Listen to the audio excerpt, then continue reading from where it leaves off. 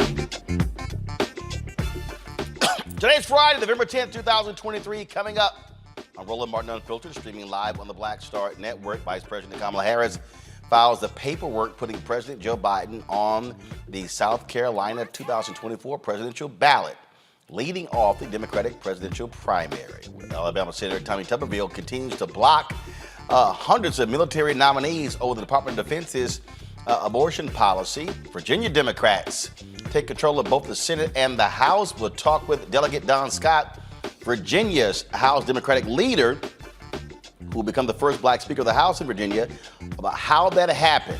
Also, actor Eriq LaSalle will join us to discuss his new book, The Laws of Annihilation. Plus, we'll talk to the sculptor who created the larger-than-life statue of Johnson Publishing Company founder John H. Johnson in his hometown in Arkansas. It is time to bring the funk. I'm Roland Martin Unfiltered on the Black Star Network. Let's go. Whatever the miss, he's on it. Whatever it is, he's got the scoop, the fact, the find. And when it breaks, he's right on time and it's rolling. Best believe he's knowing. Putting it down from sports to news to politics. With entertainment just for kicks, he's rolling. It's on go, roll, y'all. It's Roland Martin, yeah. Rolling with Roland now. He's funky.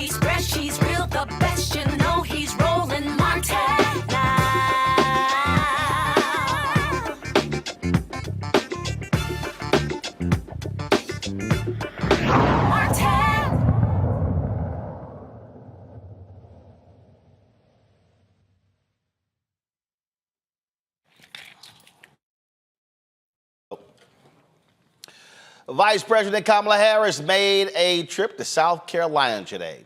The goal, to file the paperwork to put President Joe Biden and her on the 2024 presidential ballot. South Carolina is going to lead off the Democratic presidential primary thanks to a White House-led schedule overhaul meant to empower black voters. The DNC approved a new 2024 calendar where South Carolina's primary will be on February 3rd.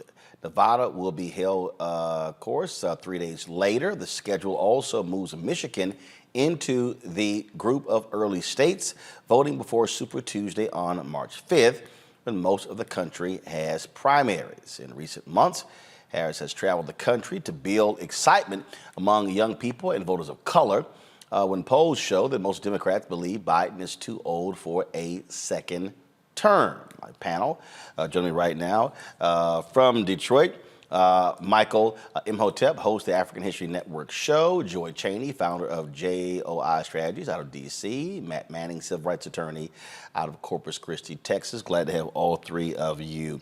Joy, I want to start with you. Lord, the white folks in New Hampshire and Iowa have lost their mind. They are still upset. They're mad. New Hampshire says, how dare you? They are still going to go first. Bottom line is Biden's name is not even on the ballot there. What you have going on there, you have folks trying to write his name in there. And I've always thought it to be incredibly arrogant of New Hampshire and Iowa to think that somehow they knew better than everybody else and they had a right to only be the first two to go. And I don't mind this change at all. No, I don't mind this change at all. So I'm a DNC alum, and it was always sacrosanct for a long time that Iowa and New Hampshire had to be first. But we know that what was is not what is, and that changes do have to be made. So I'm really thrilled to see this change, and I think that the country will be just fine. We are more diverse. We are, than we've ever been, and people are engaged, and especially for the Democratic Party, we need to make sure the entire country is represented. And I think we're going to see the proof in the pudding. Seeing what happens when South Carolina kicks things off will make a huge difference. Why should Iowa and New Hampshire set the tone for the rest of the nation? And I hope my other panelists will agree. You know, Michael, again, I think back to 2008 when Michigan and Florida, they wanted to have a greater say. They moved their primary. The Dems said, no, we're not going to count your delegates. And they didn't. Even after the fact, they still said, we're not counting your delegates. The parties control when they have these primaries. The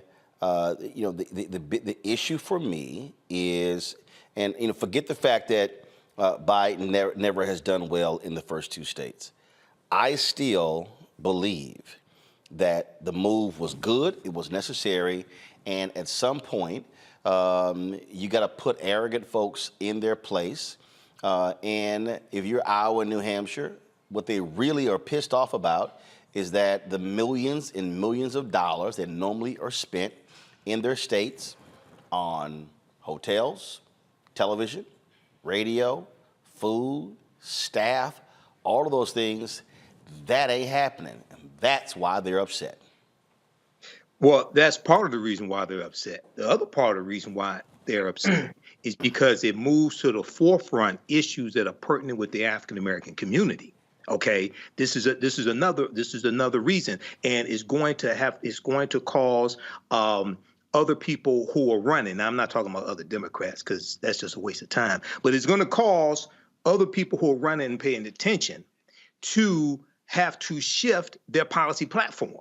Okay, so this was a huge move. Now, what has to happen is that we have to capitalize on this and actually understand our own issues. Because as you talked about here on this show before, Roland, numerous times, as we deal with Tamika Mallory, as we talk to Cliff Albright, things like this, a lot of African Americans, unfortunately, don't understand our own issues and don't understand how to bring into fruition what it is that we even say that we want. But what this does is it pushes to the forefront policies that are critical and beneficial to the African American community. So this is a huge win for African Americans, and I think it's going to benefit the Democratic Party. And we have to remember, 16.9 million African Americans voted for Joe Biden and Kamala Harris in 2020, and this is part of the dividends. This is part of the rewards of that.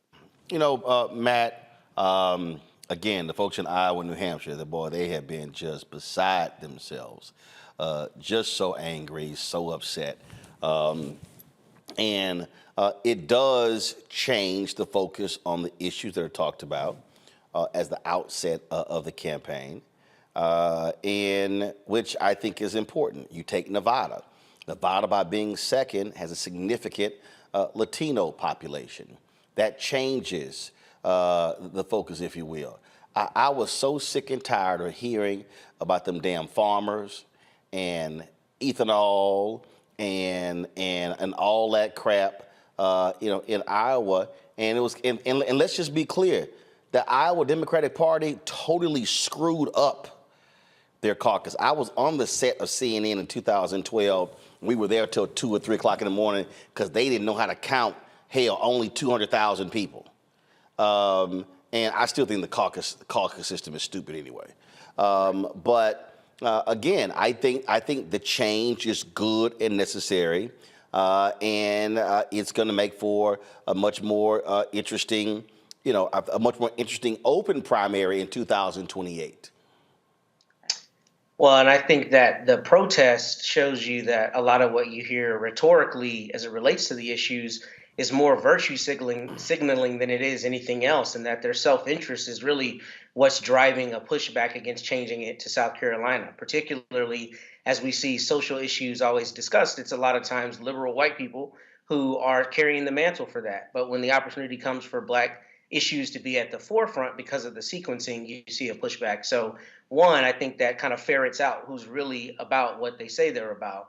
But hopefully this will have a measurable effect, too, on the approval ratings in terms of how they do in that primary and in terms of putting our issues first, because I know right now the Biden and Harris administration is struggling with approval ratings as it relates to the Israel conflict. So I'm interested in seeing what hopefully a strong turnout there will have on that effect and on the effect of momentum with all the primaries. All right, folks, hold tight 1 second. We come back.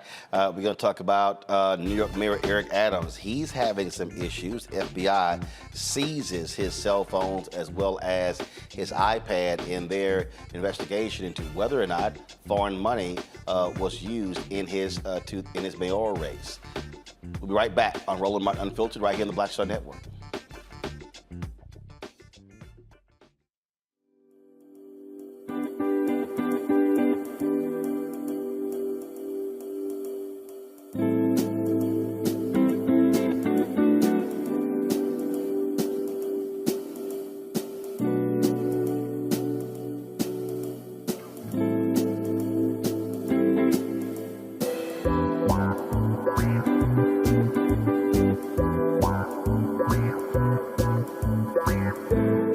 Hatred on the streets, a horrific scene, a white nationalist rally that descended into deadly violence.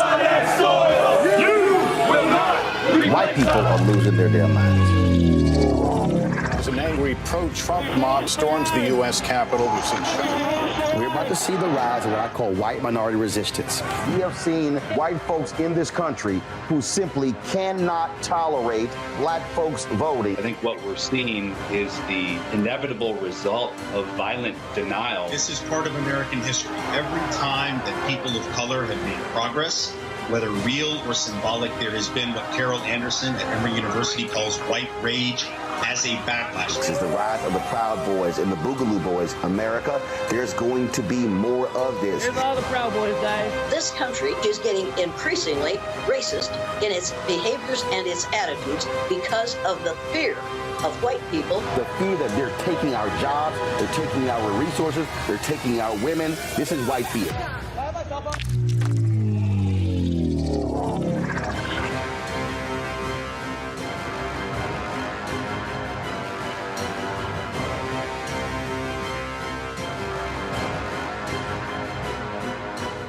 Essence at What's the love king of R&B, Raheem Devon? It's me, Sherry Shepherd, and you know what you watch. You're watching Roland Martin, Unfiltered.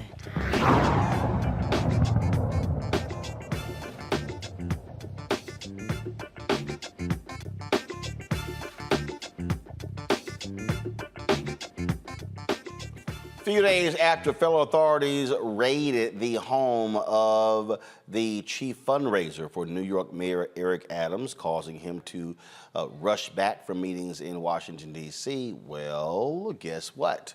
They now have seized his phones. This is the New York Times story right here. FBI seizes Eric Adams' phones as campaign investigation intensifies. What the story laid out, that FBI agents approached, it says right here, the agents approached the mayor after an event at New York University on Monday evening and asked his security detail to step away. A person with knowledge of the matter said they climbed into his SUV with him and, pursuant to a court-authorized warrant, took his devices. The devices, at least 2 cell phones and an iPad, were returned to the mayor within a matter of days, according to that person and another person familiar with the situation. Law enforcement investigators with a search warrant can make copies of the data on devices after they seize them. Now, again, this follows after the FBI raided the home of the chief fundraiser for the mayor. This has been, and some have speculated, that it dealt with, again, the work of 25-year-old former intern Brianna Suggs.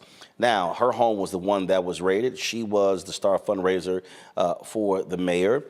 He said that he returned from a trip to D.C. Literally, he landed in D.C. Feds had raided. He got back on a plane and flew back to New York. He said that he needed to be with his people as they went through a traumatic experience. Matt, I'll start with you. When the FBI starts grabbing your cell phone and your iPads, you might want to worry a little bit. 2 words, all bad. If the FBI is poking around in your devices, that should really concern you. And a couple things that I think people need to know. The first is, it mentioned a warrant from the judge. What's concerning about that is a judge has to find that there's probable cause to search those devices. So this isn't just law enforcement saying, hey, we think you have information that may be pertinent to this. This is a judge saying, I believe that you've presented to me enough evidence that there may be probable cause, or rather there is probable cause to search those devices.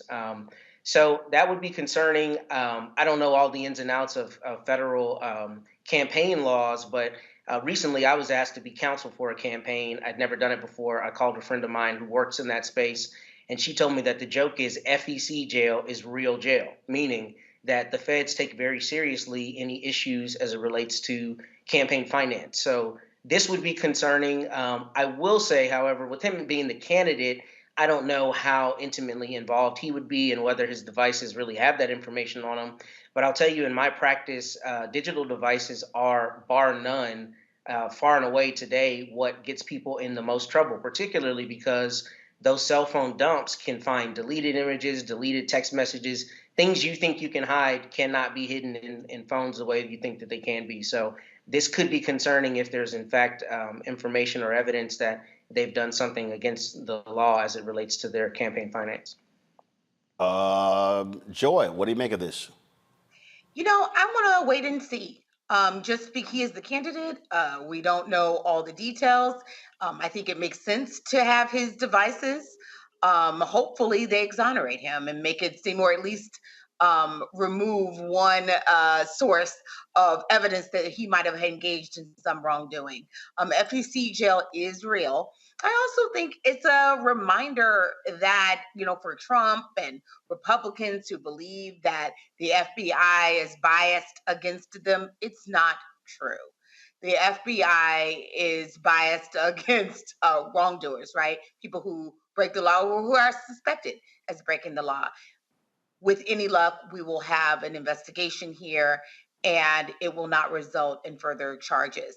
What I do hope is whatever the FBI decides, that it does so quickly so that the people of New York can move forward. It is very hard to govern when you have something like this hanging over you. And sometimes I worry with these types of investigations and prosecutions, that sometimes they are done and they linger on. And the only people who really benefit, or hurt by it, are the citizens, right? Because it distracts their leaders. So I hope that whatever they decide to do, they will do it thoroughly, decisively, but quickly.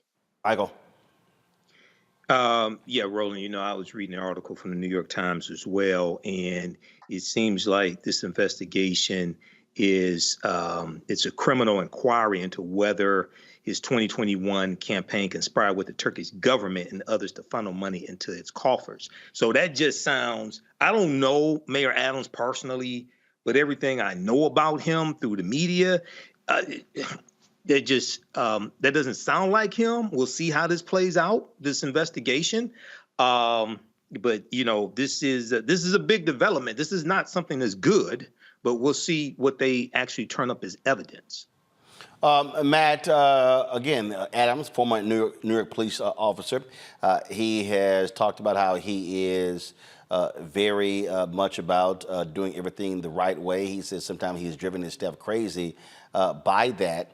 But again, when you start talking about getting money from foreign sources impacting elections, that is not something that they play about. And it is indeed a criminal investigation. Yeah, and I think Joy is right to remind us that we need to, hold off until there's concrete evidence of wrongdoing, right? This is purely investigative at this point as far as we know. So, we can't pass judgment on whether he did something wrong or didn't do something wrong. But I will say that, it's nonetheless concerning. And I'll say the problem a lot of times with law enforcement is that they don't necessarily have clarity on charges, but it's very easy for them to bring charges. So the concern a lot of times is just the appearance of impropriety, because you're not even defending real substantive charges yet. You're just a part of an investigation. And that alone is concerning, because if they find anything that they want to try to make hay of, there's not anything that really stops them from that, particularly when they've gotten entree to those devices through a judge's warrant. So, if there's information that exonerates him, I hope that's the case. But it is concerning that he would be a part of this investigation, because the feds don't play. And if they go get a warrant and a judge gives it to them, that's because they believe they have something that may be found in those phones. Man, if you're worked on that campaign, what would you be advising all those folks to be doing right now? Well, first, I'd be making sure I had representation if I had reason to believe I might be part of that probe. But what I would be advising them to do is not making any statements about anything. I know one of the statements he made is that he's law enforcement and he'll cooperate. And while I like that in theory, the unfortunate reality is if they're coming for you, you need to make sure you're protected. So I would be advising people not to delete evidence, not to delete any information, but also not to make any statements, and absolutely not to talk to law enforcement without counsel there, because the problem is, if you're not being Mirandized, if you're not in custody, they don't have to give you warnings. They can start asking you questions. And if you're caught off guard, you could imperil your own liberty and other people's liberty if you don't have competent counsel. So I would say shut up. Let's talk about student loan debt. One of the interesting things, I've been looking at some of these, look at a lot of people these comments, and I had somebody who hit me up saying, Biden has utterly failed us when it comes to student loans, and I said, well, that's kind of stupid. If $127 billion has been forgiven from some 3.9 people. They also announced this week a new student loan program that 5.5 million people have already enrolled in. Also, they have laid out that some of the people, what they owe is so low that they don't have to actually make annual payments. This right here to me, and look, I understand fully,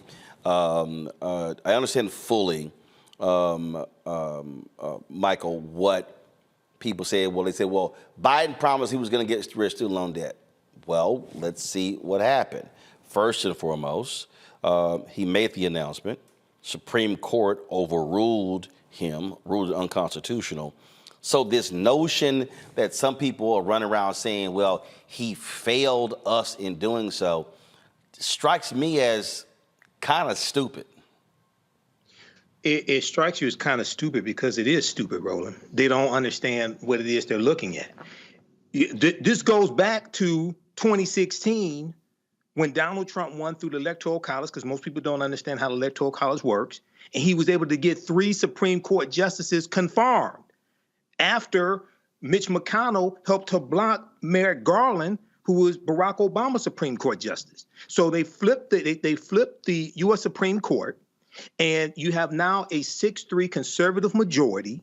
And it was Donald Trump's 6-3 conservative majority with the help of the Heritage Society, the Federalist Society, the Heritage Action, in the Federalist Society, Leonard Leo. You have a conservative majority Supreme Court. They ruled against not just the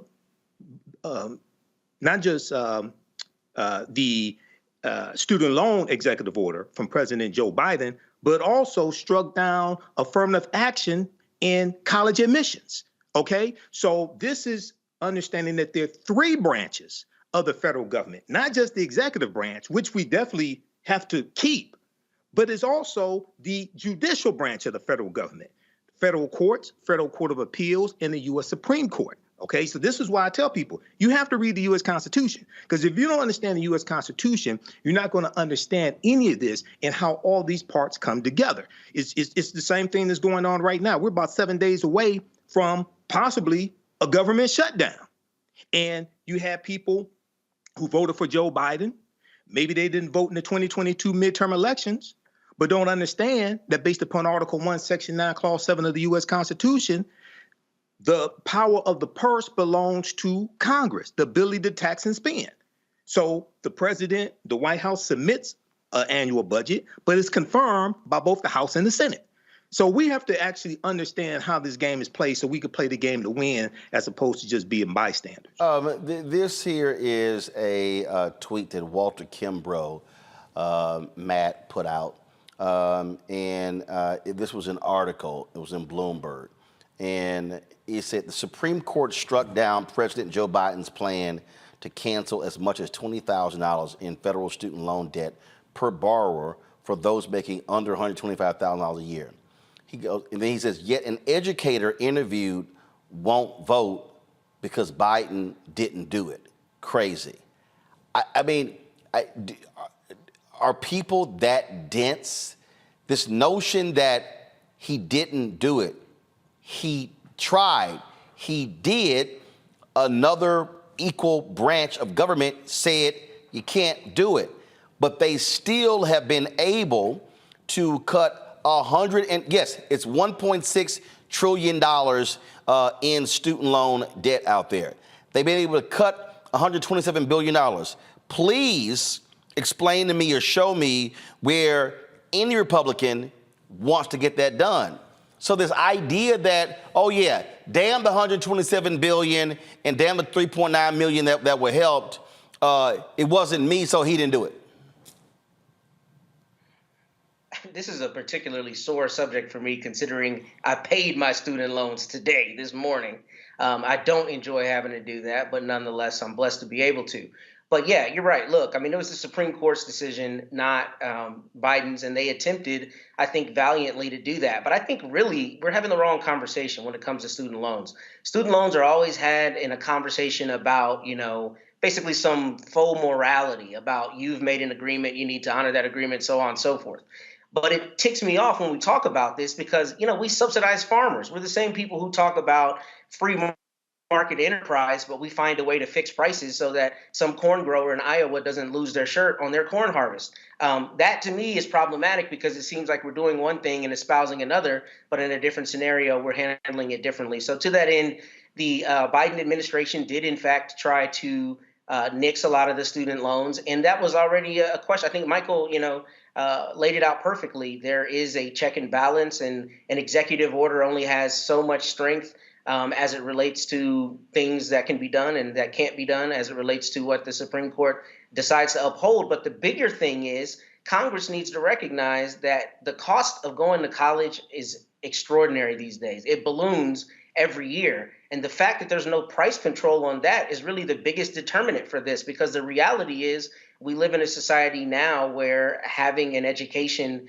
provides you a markedly greater opportunity than it does if you don't. That's just the reality. And that's what children are taught.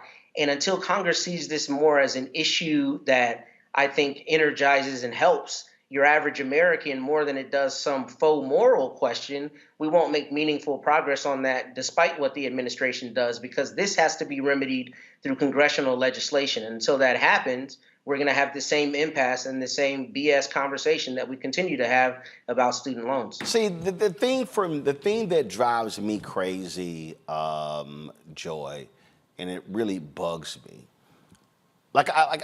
It gets on my nerves when I hear these people go, Biden's done nothing for black people.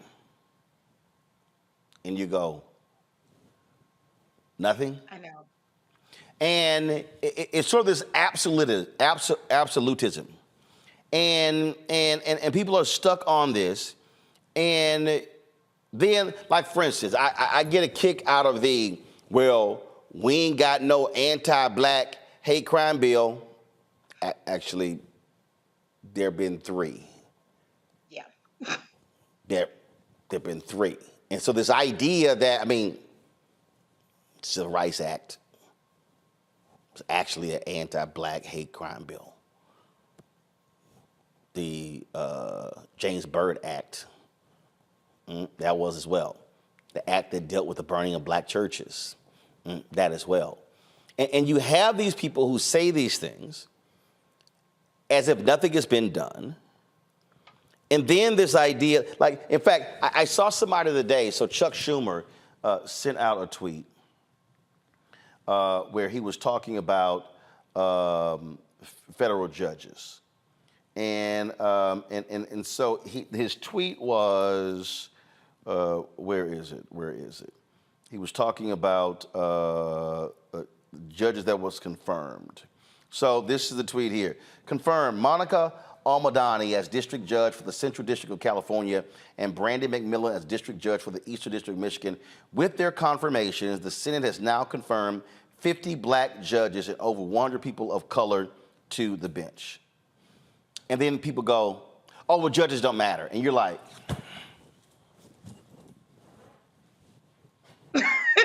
Judges are everything. Judges are everything. And sometimes I get so frustrated and I want to use the S word, stupid. But what I'm going to say instead is stupid, like just brokenness. Because there is no way that you could look and see what has stood in the way of progress has been our loss of the Supreme Court. And there's no way you can say that judges don't matter. Judges are everything. To our other guests, let me echo them. What the Supreme Court said was that Biden couldn't do it. So that says he was trying to. What they're saying is that Congress has the power to forgive these loans. Congress has the power to do even more long term to try to stem the growth of student loans. Yes, right? and then you can't then you can't complain about that if you don't vote. And so the Republicans take control of the House. Look, so right now they have control of the House. Democrats control the Senate. They may very well, Manchin's not running in West Virginia. If Democrats don't hold one of those seats, they may take control of the United States Senate. So guess what? Now it's going to be harder to confirm judges. So, and I guess for me, what drives me nuts are people who don't understand the long game. It's the long game, Joy. And so if you focus on the long game, you know what? You may be able to achieve this in the first 4 years. But then the goal is to re-elect to achieve this. But I can guarantee you, Trump gets in, you're achieving this. Matter of fact, you're losing ground. You're losing ground. You're not just not achieving what you wanted to, you're actually losing ground.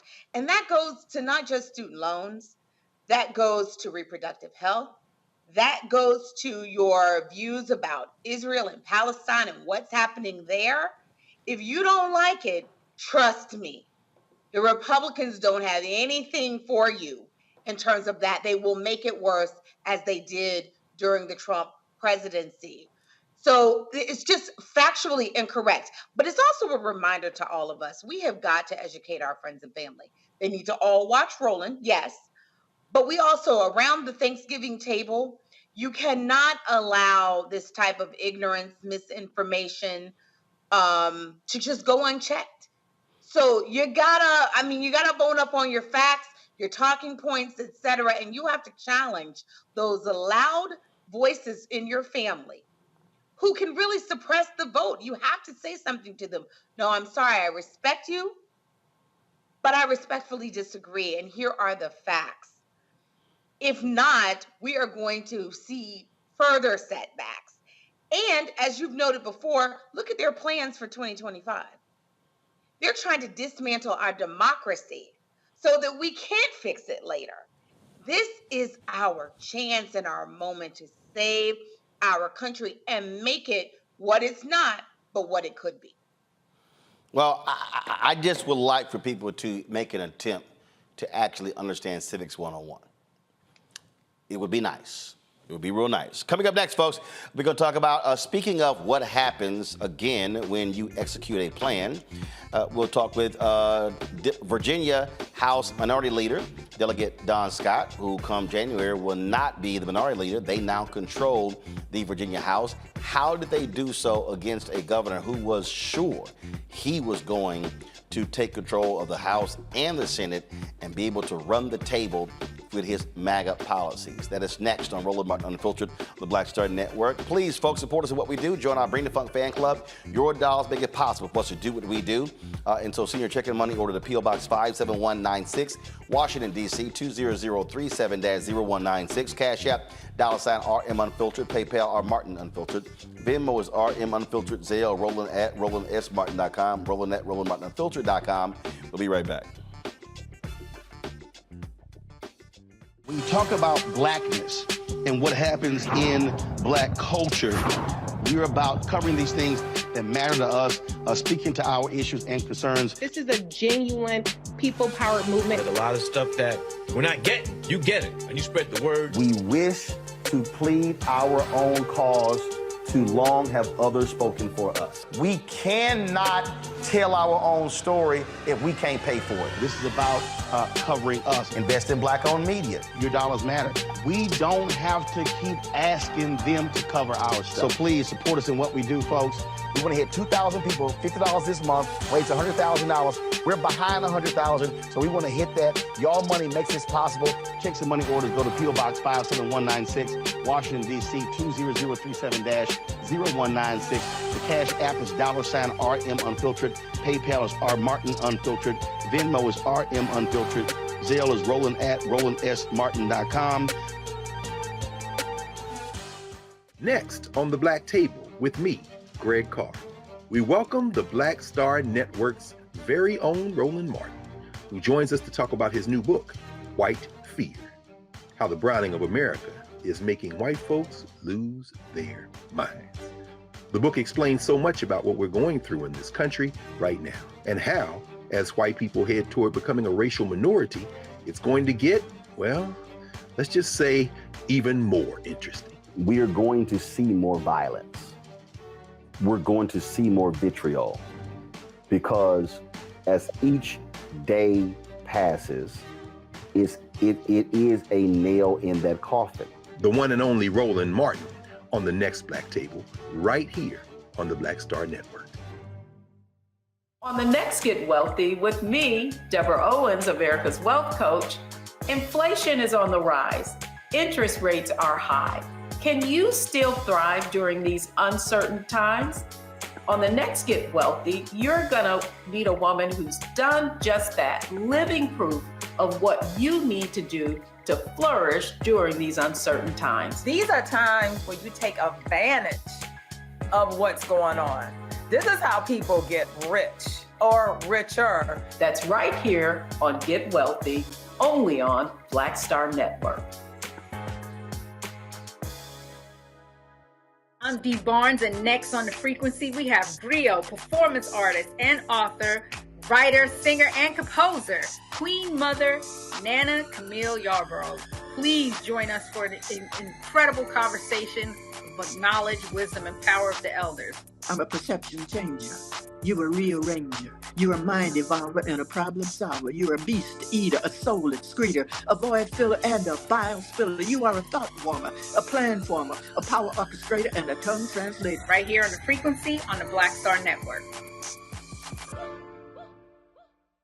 Farquhar, executive producer of Proud Family. Bruce Smith, creator and executive producer of The Proud Family, Louder and Prouder. And you're watching Roland Martin Unfiltered.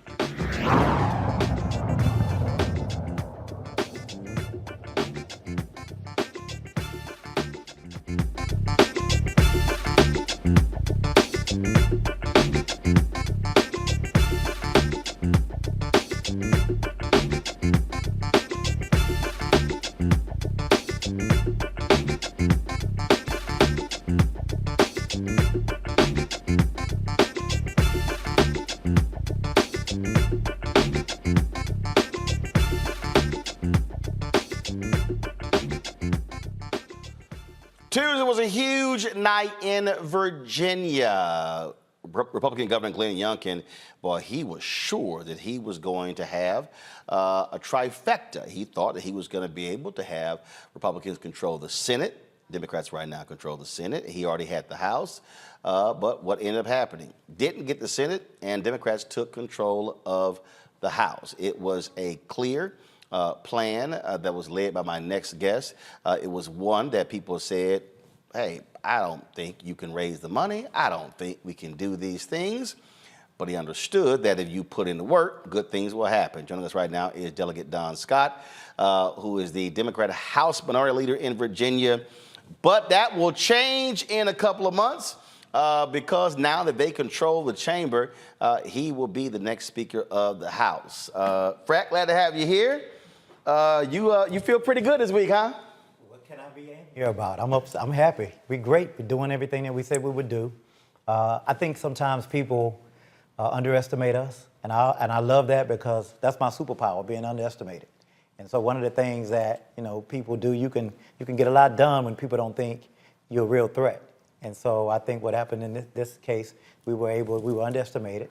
Folks told me because I guess I was a black man in this position for the first time that I wouldn't be able to raise the money. And I think Obama gave us the blueprint for that. That's not true. We reach out, we do the work, we can raise the resources because it's not about just race. It's also about ideas. It's about leadership.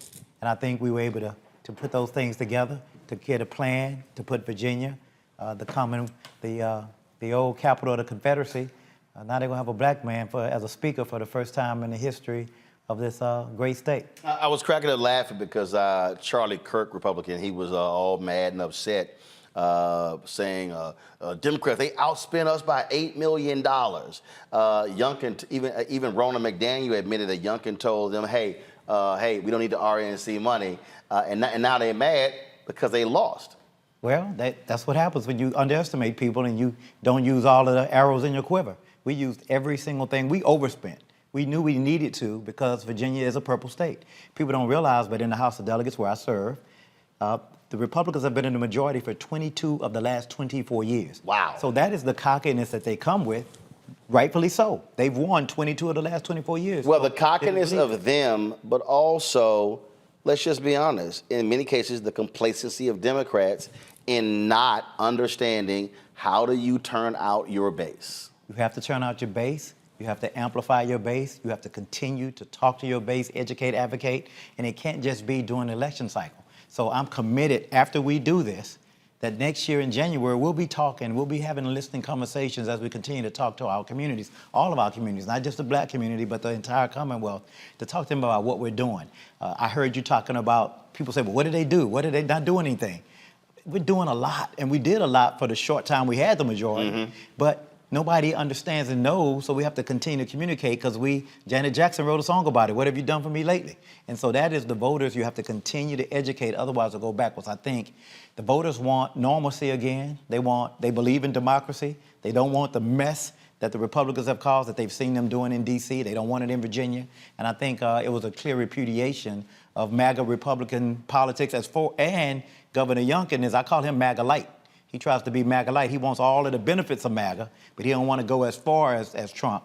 But I think they rejected MAGA and MAGA light, and they want back to normal, like the old school Republicans that just cared about national security, foreign policy, and economics, and not this veiled racism and divisive culture war. I also fundamentally believe Democrats have got to learn how to take credit for stuff. When you look at, for all of his craziness, Donald Trump was all about marketing. He took credit for stuff he didn't do. He was running around taking credit for a bill that Obama had signed. And what I've never understood with Democrats on the national level and the state level, they can pass things, but are afraid to thump their chest. I keep telling people, politics is not just about legislating. 80% of politics is seizing the bully pulpit and said, we did that. That's right. We did that. We did that. And so when you imprint that on people's minds, they go, they did that. I 100% agree. I think Democrats are sometimes guilty of winning the debate, winning the argument, winning the policy, and losing on the politics. Not understanding, like, that was an election Tuesday, but my next election started Wednesday. And I think that's the messaging, that's the aggressiveness that we have to continue to win. There is no such thing as an off year. There's no such thing as next year.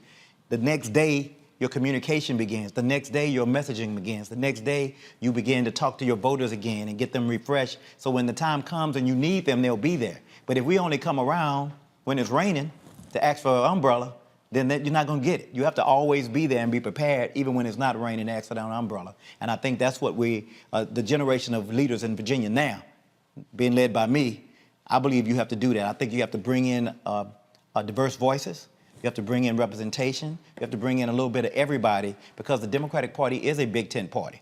We are the only party that really embodies the American dream, a multiracial, multi-ethnic, a multi-faith-based political party. Including the LGBTQ community, including everybody. And I think we welcome that. And so we need to talk about that and own that and juxtapose that with what the Republicans are doing, which is mainly just talking to one small segment, one small slice of community. I've looked at a lot of these national shows, and that night it was driving me crazy because all of them were making the assumption that, Virginia was totally about abortion. But that wasn't the only issue folks were voting on. Not at all.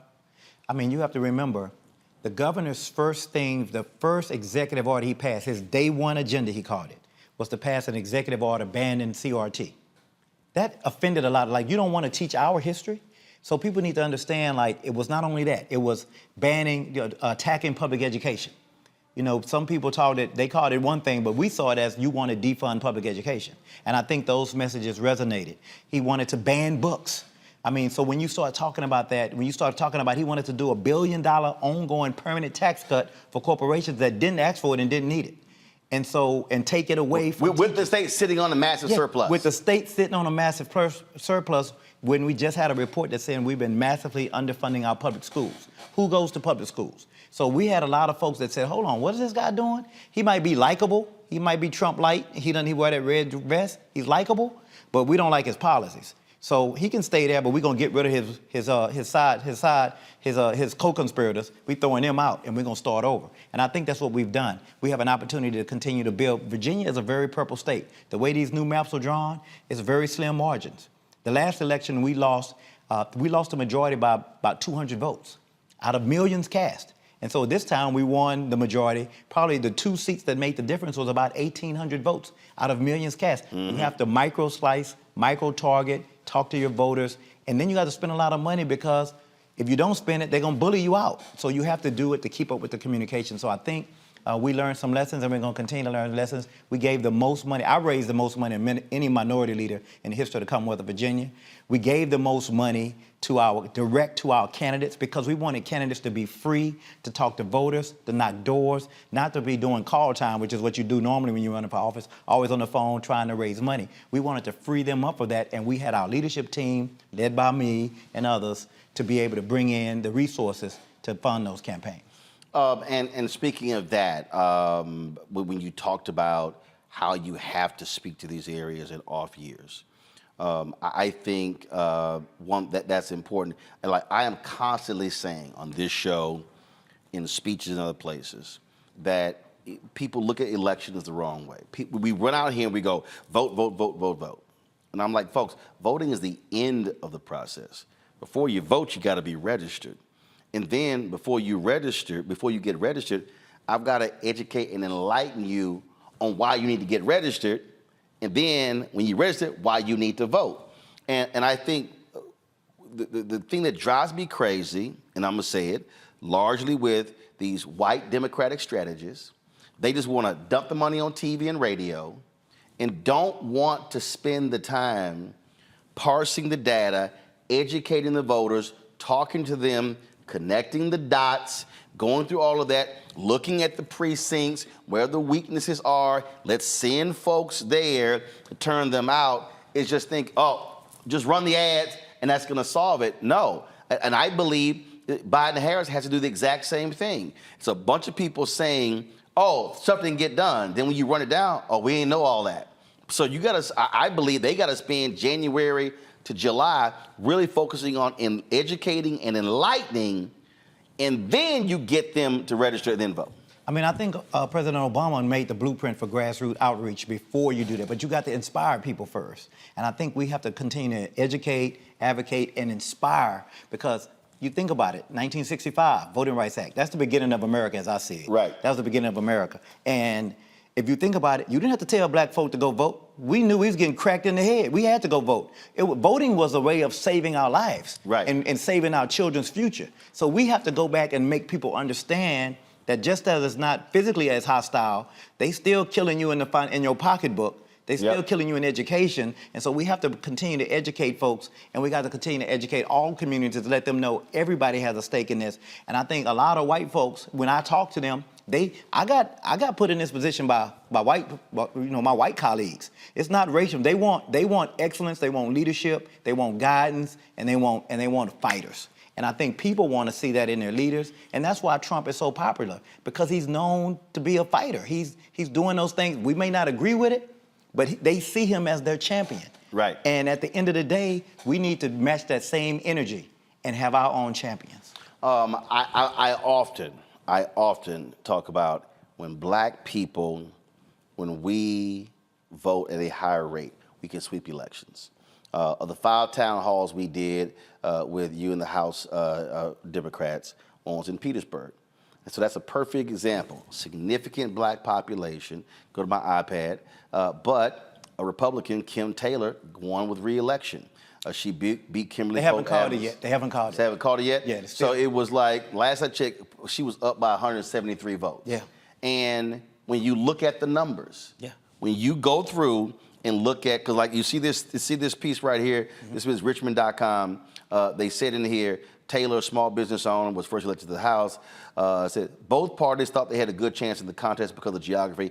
Adams had a strong hold in the city of Petersburg, while Taylor ran strong in rural Dinwiddie and Prince George's County. Here's the deal. You only have a stronghold if they turn out. And the reality is, black folks in Petersburg did not turn out. What was the number? 30%. If they come to 34%, because that is the largest, there are several localities in that district. Dinwiddie, Surrey County, Prince George County, and Petersburg. The largest part of that district is Petersburg, and they had the lowest voter turnout. So because of that, she lost. If you look at it on paper, you're like, there's no way an auditor or professional from Dinwiddie could lose that race. HBCU graduate. HBCU graduate. She went to Virginia Tech, but she works at Virginia Tech. But she is an outstanding candidate. I mean, she is deep. She finished as the best candidate in our field, no doubt about it. And she could not pull it off because, and we did everything by the book, but it's something about not talking to voters all the time. You got to talk to them all the time. And we talked to them for about a year, and that still wasn't enough. So what happened here, you get a Republican who won last time. Her. Okay. Rural folks turned out. They turned out. And what I keep saying, I keep saying this to black folks. You can yell, holler, and scream about them being in charge, but their people are going to vote. And if we have the numbers on our side, all we got, if 200 people had actually voted out of thousands in Petersburg, this black woman is the House delegate. Absolutely. It's just that simple. I mean, it's hard to, they could have went to the barbershop that day and got enough votes to all the barbershops in Petersburg and turned out and won. I mean, and part of the thing is we have to continue to talk to these voters, because I think what's happening is in Petersburg, and we have to talk to them, and we have to be able to deliver. One of the things about a lot of communities like Petersburg that are black, they just don't see a difference being made. And they see people doing a lot of lip service. So we're going to make investments, not only with conversation, but with resources. And I think if we do that, then they'll deliver. If we can give them what they need and take credit for it, because they've been neglected over time historically. And so we can do some things to help Petersburg. That's what we want to do. All right, hold tight 1 second, Don. We're going to go to a break. We're going to come back. Our panel gets to ask you some questions as well. Folks, we're talking with Virginia House Minority Leader, Delegate Don Scott, only for a couple of more months because by Democrats taking control of the House, winning it on Tuesday, he will become the next Speaker of the House in Virginia, the first African-American Speaker of the House in Virginia history, only the second African-American Speaker of the House of a state house in the South. That's huge, folks. We'll be right back on Roland Martin Unfiltered on the Black Star Network.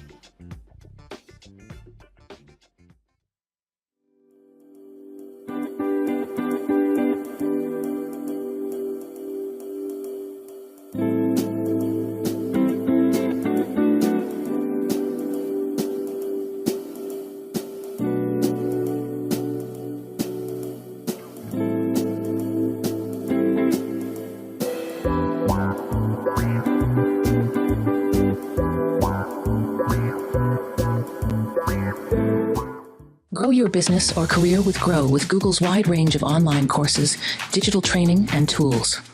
Gain in-demand job skills with flexible online training programs designed to put you on the fast track to jobs in high-growth fields. No experience is necessary. Learn at your own pace. Complete the online certificate program on your own terms. Stand out to employers, get on a path to in-demand jobs, and connect with top employers who are currently hiring.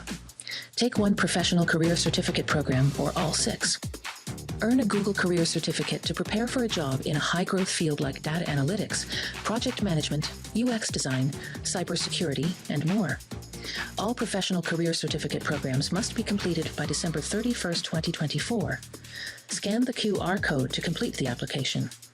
There are 1,000 scholarships available. Grow with Google and J. Hood and Associates. Be job ready and qualify for in-demand jobs.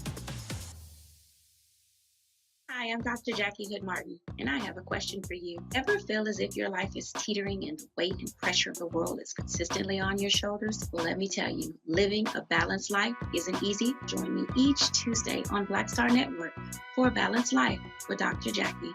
We'll laugh together, cry together, pull ourselves together, and cheer each other on. So join me for new shows each Tuesday on Black Star Network, A Balanced Life with Dr. Jackie.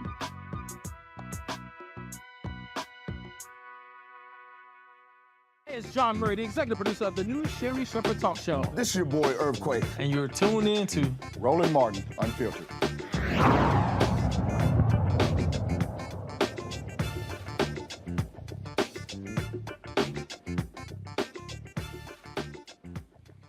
All right, folks, welcome back to Roland Martin Unfiltered here on the Black Star Network. We're chatting with Virginia House Delegate Don Scott. He is the Democrats' minority leader.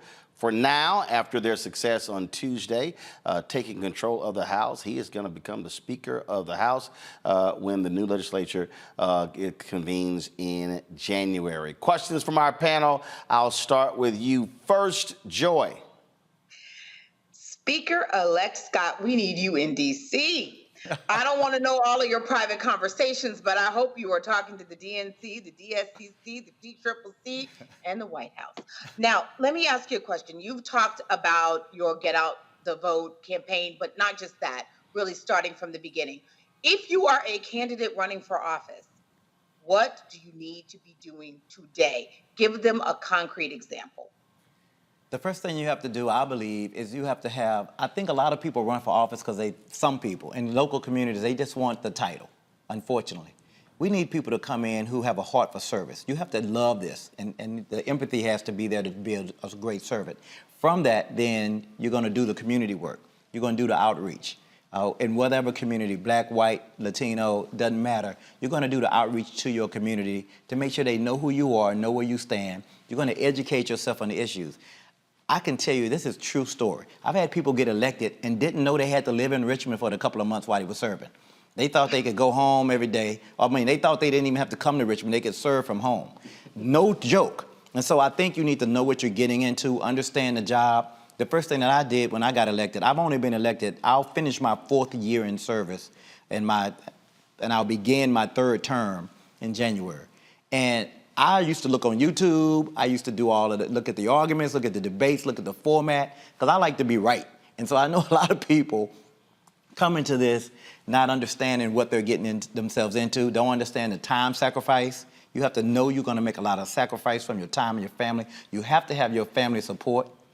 I don't know what you believe in, your higher power, but you got to have some faith in God and some spiritual. That's what I think that sustains you, because it allows you to face adversity. I've been blessed to be able to face adversity. Some people have never faced adversity, so when something comes along, they pushed over and they can't survive. I think when you're in politics, you have to have a thick skin. They're going to call you everything but a child of God. Just be ready for it.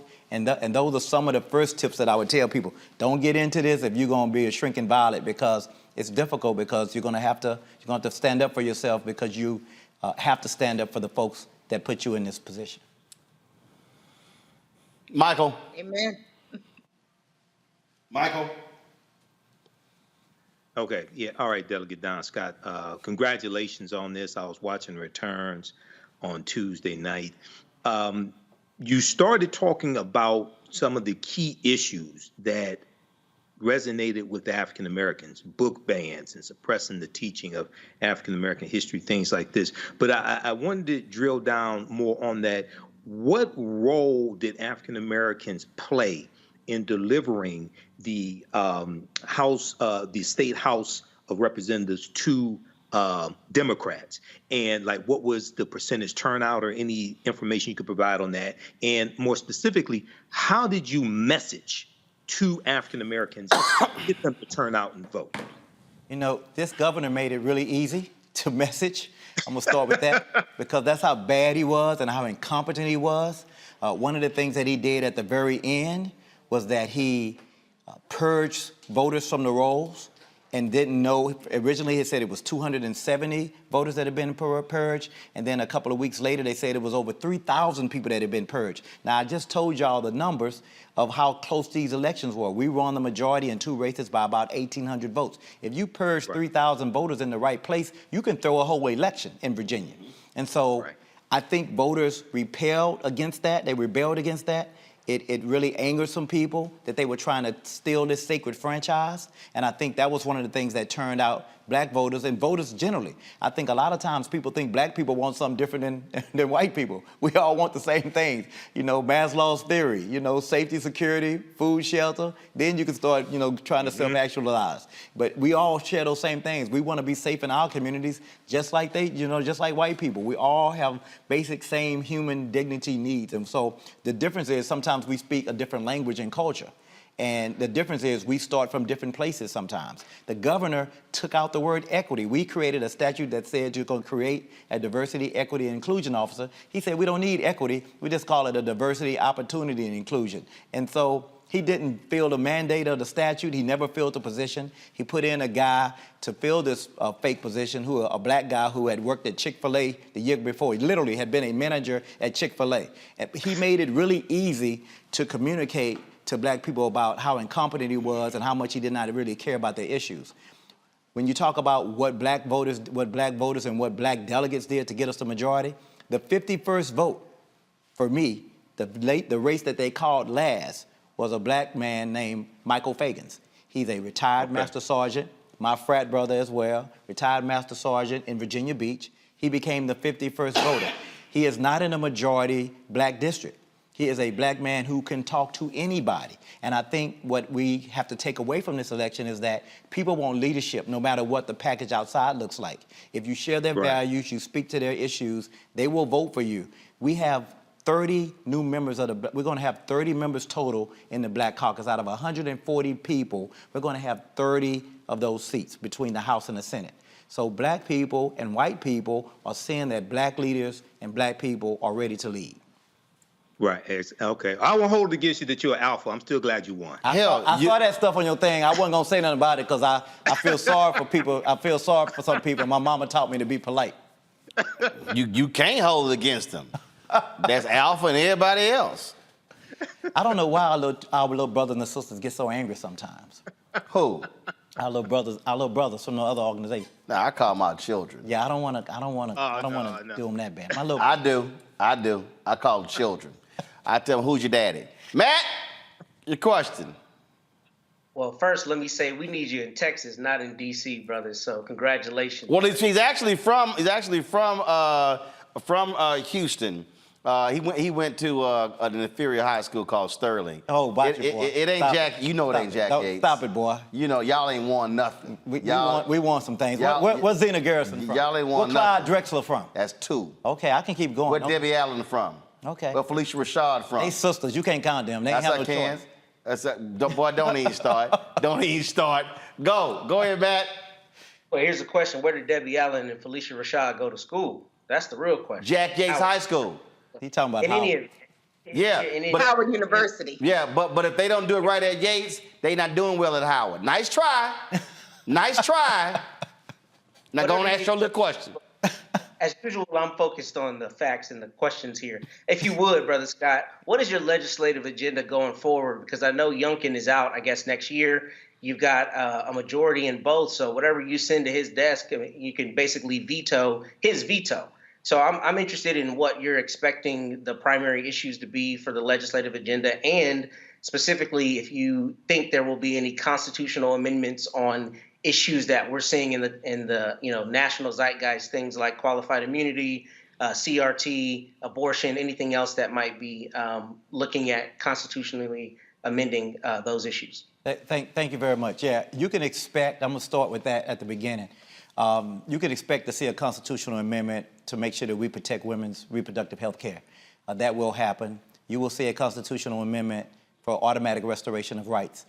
I don't know if you know, but in Virginia, it's one of the only states, I think Kentucky may do it, but Virginia permanently disenfranchises folks who have a felony conviction. And the governor has been very, very slow in restoring rights. He changed the entire process and made it much more difficult and created many more barriers to prevent people from having their rights restored. So you're going to see a constitutional amendment for automatic restoration of rights. We don't believe the governor should have the ability to keep people from being restored to their full American citizenship and being able to be made whole in their communities, especially if they're paying taxes and contributing to the community. And so this governor has taken us backwards on that particular issue, and we're going to try to go forward. I don't know if you know, but Virginia is one of the states that put the ban on gay marriage in the Constitution. So if the Supreme Court were to overturn gay marriage, it would be immediately illegal in Virginia. So we want to introduce a constitutional amendment to take that out. And so those are 3 of the top priorities that I can think of as far as constitutional amendments. But as far as the policy prescriptions that we have for Virginia, we want to make sure that, because we're so close, we're 51-49 in the House, and in the Senate we have a majority, Democratic majority of 21-19. And so at the end of the day, and we have a Republican governor. So we're going to have to make some compromises to get some things done. And I think that's what the voters said. The voters said we're going to reject this mess that looks like chaos that the Republicans are doing, and we want the adults in the room to sit down and talk again. And I think if you take away the extremes of the MAGA Republicans, we'll be able to come to some agreements on funding public education. That's a priority. Making sure we have great economic development with equity and fairness for everybody, giving everybody economic opportunity. I think we can agree that AK-47s probably shouldn't be on our streets. We can agree on that. I think we can agree that we should be strengthening our red flag laws so that people with mental health issues could have access and have those guns removed. One of the things that we saw last session was every single Republican in the House of Delegates voted to repeal red flag laws that allow folks to take a firearm away from people who are in a mental health crisis. Who does that? And so I think common sense has to prevail. I think Democrats are on the right side of these issues. We're in the middle We're in the center on all of these issues. The Republicans are on the stream. We're in the center on reproductive health care. We're in the center on gun violence prevention. We're in the center on economic opportunity for all. We're in the center in making sure that we fund public education. So if we continue to do those things and stay focused on the job at hand, I believe that we're going to make the governor sign some bills, do some things that most MAGA Republicans wouldn't do, because if he rejects it, then they'll pay again in 25.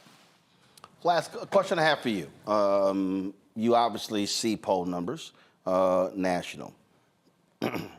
Coming on the heels of this week, what advice do you have for the Biden-Harris campaign when it comes to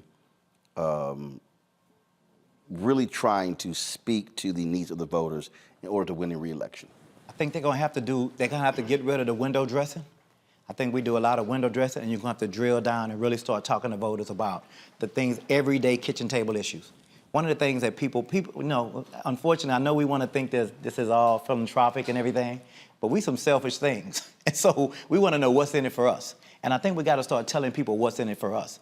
I think the theme that the president is talking about saving democracy, I think that's real. I think there are a lot of people who are afraid that if Trump comes back, not only is he going to make it worse, he's even said it already, he's going to get some payback. Yeah, he said, I'm going to use the IRS, the DOJ against my enemies. He has said, I believe we should suspend the Constitution. I heard somebody talking about the Constitution earlier. Dude, you can't do that. So at the end of the day, we need to make sure that we're continuing to educate people, and people react sometimes, you know, if we inspire people, give them that hope, and also remind them of what happens if you don't. And I think they have done so much. The CHIPS Act, the Infrastructure Act, they've created so many manufacturing jobs and new manufacturing. They have to have a very, very sustained, because some people just don't want to hear it. Right. And it's amazing, but you got to keep, I hated myself. I stayed on message so much. I had my team and my members who were running. I know they probably were mad at me, because I was like, here is your box. Here is your message box. You leave this box, you should fill that zap. All right, you stay on message. And I think if we all stay on message, and the president and his team, they're smarter than I am, but if they stay on message, they can win this election. Because they got a crazy person that likes chaos. And if they stay on message, I think, and continue to be the grown-ups in the room, I think they win this election. It's called voting on sanity. That's all That's what it is. That's all it is. It's easy. All right, Delegate Don Scott, we appreciate it. Look forward to you being sworn in as a speaker. You're going to be there in January, baby. Yeah, I'll be there. I'll be there. I'll be there hanging out. I'm sure you have a bigger smile on your face then. And I'm sure, my alpha will be represented in the House. That's how we do it. All right, appreciate it. All right. Thanks so much. Take care. All right, folks, coming up next, we'll chat with director, actor, also author, Eriq LaSalle. Y'all know him from ER. Well, he's got a new book out, so we'll chat about what he's doing with his literary talents. You're watching Roland Martin Unfiltered right here on the Black Star Network. Don't forget, you can watch our 24-hour streaming channel on Amazon News. Just simply go to Amazon News and go to Amazon Fire. Check out Amazon News. You can tell Alexa to play news from the Black Star Network. Also, Plex TV. You can see us there as well. Also, Amazon Freevee. And you can check us out on Amazon Prime Video as well. We'll be right back. Grow your business or career with Grow with Google's wide range of online courses, digital training, and tools. Gain in-demand job skills with flexible online training programs designed to put you on the fast track to jobs in high-growth fields. No experience is necessary. Learn at your own pace. Complete the online certificate program on your own terms. Stand out to employers, get on a path to in-demand jobs, and connect with top employers who are currently hiring. Take one professional career certificate program or all 6. Earn a Google Career Certificate to prepare for a job in a high-growth field like data analytics, project management, UX design, cybersecurity, and more. All professional career certificate programs must be completed by December 31st, 2024. Scan the QR code to complete the application. There are 1,000 scholarships available. Grow with Google and J. Hood and Associates. Be job ready and qualify for in-demand jobs. Hi, Hi, I'm Dr. Jackie Hood Martin, and I have a question for you. Ever feel as if your life is teetering and the weight and pressure of the world is consistently on your shoulders? Well, let me tell you, living a balanced life isn't easy. Join me each Tuesday on Black Star Network for a Balanced Life with Dr. Jackie. We'll laugh together, cry together, pull ourselves together, and cheer each other on. So join me for new shows each Tuesday on Black Star Network, A Balanced Life with Dr. Jackie.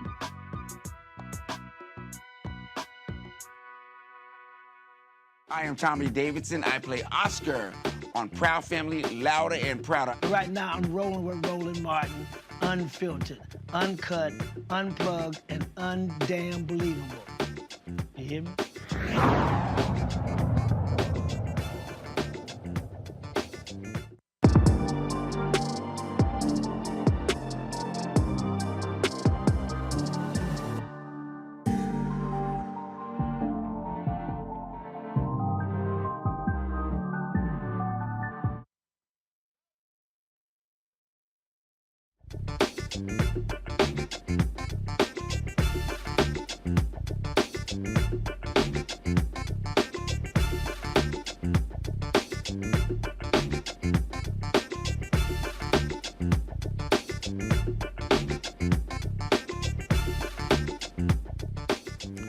My next guest, you remember him, folks, hit series ER. That's right. He was on that, of course, also from Coming to America. These days, he stays busy being a director, executive producer. But did you know that Eriq LaSalle is also an author? His newest book is called The Laws of Annihilation. It was just released, and he joins us now from Los Angeles. Eriq, what's happening, man? What's up, Roland? How you doing, brother? Man, good to see you. Good to chat with you. First of all, it was a few years ago. You and I were texting back and forth, and you were self-publishing, and you were really just starting into it. So, how many books are you into now? This is the third book in the series. Got it. And I'm working on. I just finished up the fourth one. I'm working on the fifth one now. So I just want to, keep doing it. It took a long time, I was, trying to get published, couldn't get a publisher for several years, and then finally got a good publisher, and they republished the ones that were self-published. This one has never been published. This is a brand new book. But the funny thing is, all those books that weren't published, by a publisher traditionally, now, we're making bestsellers lists, and we're making all three of the books. I actually pulled off a trifecta of being number 1, 2, and 3 on a few bestsellers lists. So I say that to really say that, sometimes you can't listen to people. What I mean? Yeah. People are, when people are trying to tell you, no, there's no value. And particularly the interesting thing is the first two books weren't changed. They were still, right. It's pretty the same thing that was rejected. And now, you're, making bestsellers lists. So, the message, man, is just when you believe in something, just keep it. Because I remember we were talking, because I've self-published 5 books, and my whole deal always was, and I remember meeting with a book publisher. This probably was about 2009, 2010. It was so funny, and they asked to meet with me, and I threw out 4 or 5 different things, and they were like, well, no. And probably by the 4th no, I said, whoa. I said, let me help y'all out. I don't need y'all to do any of these. Right. I said, let me be perfectly clear. I said, these books are going to get published. Right. I don't need you to do it. I said, now, you're talking to me as the author.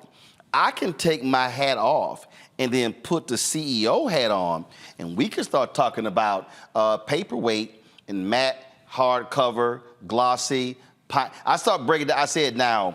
I said, let me be real clear, because I was CNN, I was TV One, I was Time Jones. I said, I don't need y'all for media. And the reason that was important, because so many people, I hear these people say, oh, I got rejected 30 times. But we're now living in a world where that whole infrastructure that is so critically important, you don't actually need. The key is get your work out there and work it and put it in the hands of people, and they like it, they'll consume it.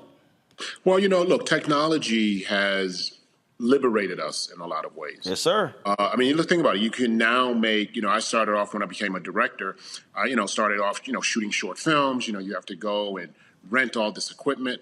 I mean, that was years ago. I mean, I've been directing for 20 years. In that time, you can make a movie on an iPhone now. Like, Matthew Cherry did a movie on the iPhone 6. Steven Soderbergh has done several movies on the iPhone 7. Hell, we ain't talking about the iPhone 15, but it's all about do it. Stop waiting for somebody to give you permission. Exactly. And that's the thing that, there are options. I was determined, like you, I wasn't going to let and I got 30, 40 rejections. You know what I mean? I mean, dude, I was getting multiple rejections from the same publishing house. Because oh, well, let's try this person. Let's try this. Oh, we know this one in it. And, and then I brought the second book. So, but the point is, like you, I was determined that this was going to get out there. So I self-published. What that did was that started generating interest because we did well as a self-published book.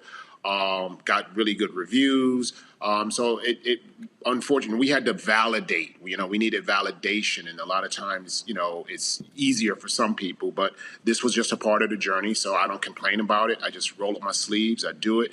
And this is also something really important, when we talk to and try to message to young people is double down on the effort. You know what I mean? Like you have the choice to take that rejection and let it die right there. Like, that's it. That's I'm not going to do anything. Or you can use that rejection to be inspired and go, I'm going to you know what I did? When I got rejected, I wrote the second, I was like, I'm going to write again. And then I'm going to write again. And one of these is going to break. And so now the cool thing is, now with the Laws of Annihilation coming out, like I said, all the books are selling. So I knew there was this franchise. And so people read the first book, now they want to read the second and third, or people read the third book, now they're going back saying, I got to check out the first two books. So that's really important. And I think when we're trying to create, I started writing for self-empowerment. You want to own IP, you want ownership, and that's what color. That's what we have to do. So it's in a weird way, it's bigger than our individual goals. It's like if we, because there aren't that many African American writers in the genre of thrillers, which is what I write, and so we're trying to change that as well. So, like I said, it's cool to be a part of something that's even a little bigger than your ego and your goals, and we all have them. But I also like being a part of showing, hey, this is how we're going to do it. We're going to empower ourselves even more. Great business sense, great structure to create the success because I created these books to wanted to make a successful literary franchise that then turns into a successful film streaming television. There you go. Franchise. So that's ownership, and then it becomes that's the power. We're not going and begging people, hey, come look at this script, look at this. We're not doing it the traditional way. We're doing it another way. It's interesting because I know somebody's watching, going, whoa, hold up. How can you be Eriq LaSalle, a prominent actor on a hit show, and they tell you no? Well, guess what? Same thing happened with Hill Harper when he did his book, and they were sitting here, and he was literally told, oh, black men don't read. And he was kind of like, yeah, they do. And that ended up turning into, a trilogy of books. And but it also comes down to motive in terms of what it is that you want. And so like for me, so my book out now called White Fear. The only reason I did that with the publisher is because I met the sister. I met a woman at Emmett Smith's golf tournament who was a literary agent. And we sat next to each other, and she asked me several different things. She's like, oh, my God, I love that. She says, I want to rep that. I was kind of like, Okay. I mean, so I wasn't necessarily interested. So I said, let's go ahead and do it. And it was a trip though, because it was like this 3-year process. Same thing. No. And I was sitting here like, Jan, I don't need them to say yes, because I knew about my social media following, had my own show, do my own stuff on radio. I knew I'm gonna move 20,000+ copies of the book. Bring it here. I know I'm gonna move 20,000 copies of the book, so I wasn't even sweating that. And I remember with my I think my second book, I was talking to this sister. She was on the New York Times bestseller list, and she was asking me about my book. I said, yeah, let's do our 3rd printing. And she was like, okay. And then I told her, I said, yeah, we generated probably about 35,000. And she said, I ain't seen one royalty check. I said, well, the beauty of self-publishing, when you sit there signing books and it's your square, the money going right into your bank account. And we had this huge laugh. But again, I just tell people, do not allow them to control your creative output. Right. And when you do that, then you're stifled and you think you aren't worthy when the audience is out there. And if you work it, you'll move some copies. Exactly. And that's, that's like I said, it's really cool. There's a brother by the name of S.A. Cosby who has set the literary world on fire, and he writes in this genre. Obviously, we have the Godfather, Walter Mosley. Yep. I'm a part of the Crime Writers of Color organization, and we've got sisters, we've got brothers that are doing it. But again, there's the perception in the publishing industry, which is a very broken industry. It's insane how broken it is. But they keep churning things out. But we have this talent, and we just have to keep pushing, and we end up selling books. And what they won't tell you, the 35,000 books that you pushed, they have invested millions of dollars into some writers that don't look like us, and they're not pushing 35, and they have a huge machine behind them. Right. They don't tell that part of it. Right. So you have to. That's why I'm saying you can't. There's a whole campaign. There's all this. They spend a lot of money, and a lot of these books are not selling. Yes. And, I think because the public really doesn't understand. I mean, they'll see Michelle Obama's book, 8 million copies or something along those lines, not realizing the average book that's being put out, and even by the Random Houses and the St. Martin Press, they ain't moving 10,000 copies. Exactly. And people don't get that. Their business is a volume business. We're gonna put out 200 books or whatever the number is. It's a volume thing, and I think that's where people get so frustrated, and they just don't understand that process. Victoria Rao, when her book came out, was so interesting, Eriq. So she did the book with a publishing company, and basically they gave her a PR person for like 2 months. Right. And then after that, they booked. And so her book came off the New York Times bestseller list. So what Victoria then did was she was like, oh, hold up. So she then, understanding the biz, she got her own photographer, her own PR person, began to book her own radio interviews, and then guess what? Went back on the New York Times bestseller list. So the publisher called, she was like, oh, no, we good. Because and then what that meant was she was creating her own database of media outlets. So for her next book, she's like, I'm not waiting on y'all. And so this is where I'm always trying to explain to people, understand the business of the business and don't get enamored with the show in show business. Exactly. Yeah. And that's why we're so easily shut down, because we don't know and they mislead. And so I love first of all, I love writing. I mean, I'm a storyteller, so I have the passion for that.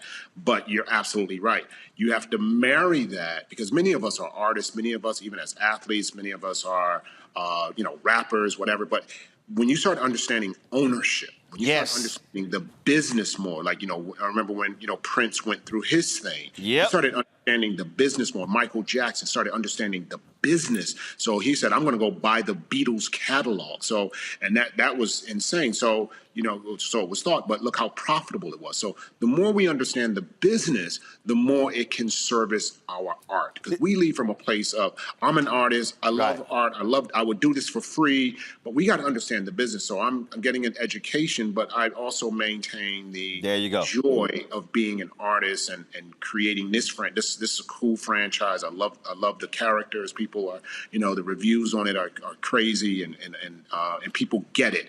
And so had I given up, I wouldn't have had that quote unquote validation. I wouldn't have been, making the bestsellers lists. I wouldn't be moving books. I wouldn't be working on my 4th book and my 5th book. So, the message here is, yes, be the artist, be in love with the art, but also understand enough of the business to protect the art. And that's something that it took me years to learn that. I don't know how long it took you. It took me a while to learn it. In love with artists. Well, I'll be honest. I had the advantage of a grandmother owning a catering business that I started with when I was 7. My mom had her own cake business. And so I actually understood the business of the business as a teenager. Right. And so when I came into media, I went to Communications High School, Jack Yates High School in Houston. I was magnet school. And I was literally at 15 understanding, owning, controlling the narrative. I'll never forget the first day, sophomores year, 2nd semester. We couldn't go into the studio the first semester because we needed to learn the glossary terms, what all different cables and stuff. So we go into the studio. All students rush to the set. And Mary Waits was my teacher. And I turned to her and I said, "Where does a person sit who tells them what to do?" And she said, "That person sits in the control room." I said, "I'll be in the control room." And that was always my deal. And I won't say I did not get along with my bosses, but every place where I worked, I was weird to them because I wasn't about them controlling and owning all of my voice. Oh, you don't want me to write columns? Cool. I'm gonna go write it over here. Oh, I can't do this over here. I'm gonna do it over here. And so for me, the 2 words that have completely guided everything in my life since I graduated in 1991 from Texas A&M was I wanted flexibility and freedom. Right. And I wasn't fixated on the money. Right. And so for me, it's the flexibility to do my craft, and it's the freedom, because you could pay me a lot, but the moment you say no, now I feel like I have a straight jacket on with handcuffs and tape, and I feel like muzzled. And so that's always sort of guided me. And I've never tripped on. So it's like, yo, I'm not tripping. I didn't care about the New York Times bestseller list. I was like, so if I own this and I move 15,000 copies, I'm good. Like even with my book White Fear, I did it with a publisher. I didn't put together a 30-city tour because I know the cost of that. So I said, we're gonna do cities where I have speeches. So I'm already going there. So because I understood the business of the business. And when you understand the business part, it just totally changes your worldview in all of this. It's liberation. And that's the thing that I started writing, when I started becoming a director, I started writing short films. And then, then at some point I said, I want to try my hand at being a novelist. And I understood then, I was like, ownership. And I've been preaching that, since the days of ER, which is why I, started a production company, started things. And everybody watching, I want y'all to understand, literally, this was like 7 or 8 years ago when Eriq sent me a text, and we were going back and forth about this very thing. Yeah. So now, now I've got this, this really, really cool franchise. And it's interesting because, the kind of stories that I'm interested in telling, what ends up happening is when you're waiting on validation and you're waiting for permission, you're waiting on them to approve your heart. Boom. And so my thing is like, no, I'm going to lead with my heart. I'm going to lead with my mind of what I'm passionate about. And so I started telling the kind of stories I wanted to tell. And the interesting thing about Laws of Annihilation, the subject matter is it's about tensions between the African American community and the Jewish community. And it deals a lot with racial hatred. It deals a lot with tribalism. Yeah, you say a race war is brewing in New York City and nobody can stop it. Exactly. And then of course now that when I started doing media, they start comparing to what's happening in the world right now. And look, but here's like some of what I do is this. You have to always take your advantages. So because of my film background, I'm always inspired by film. So my first book, Laws of Depravity, that was influenced by the movie Seven. This book, Laws of Annihilation, just a piece of it, you have a racist Jewish member of the Jewish member of the community, and you have an African American, a racist African American, that are locked in a basement. They've been kidnapped. They have every reason to want to kill each other, and they have to figure it out, for their survival. And so you take that as a microcosm and a metaphor of what's happening in the world. We have to figure this stuff out. That sounded like that. What was that Lawrence Fishburne movie where he was in jail, and it was like he had to get with the cops. He was like, "Listen, we either gonna die or we gonna put this thing together." But also this was it the Sidney Poitier? Sidney Poitier and Tony Curtis. Yeah. Defiant Ones. Yeah. And so we have these now, and that's the B storyline. The A storyline is we open up with two rabbis that have been viciously murdered. And so I have three protagonists in my books. One is like Seven, the same setup as Seven. You have a Irish Italian American detective who's partnered with an African American detective in New York. They're considered the best closers. They close all the cases. They only work high profile serial killers. And so they team up with a half Jewish female FBI agent. So the three of them are my protagonists. So each book, they get to deal with their own personal things. So obviously in this book, you have a Jewish FBI agent who, by the way, in the first chapter, is diagnosed with terminal cancer.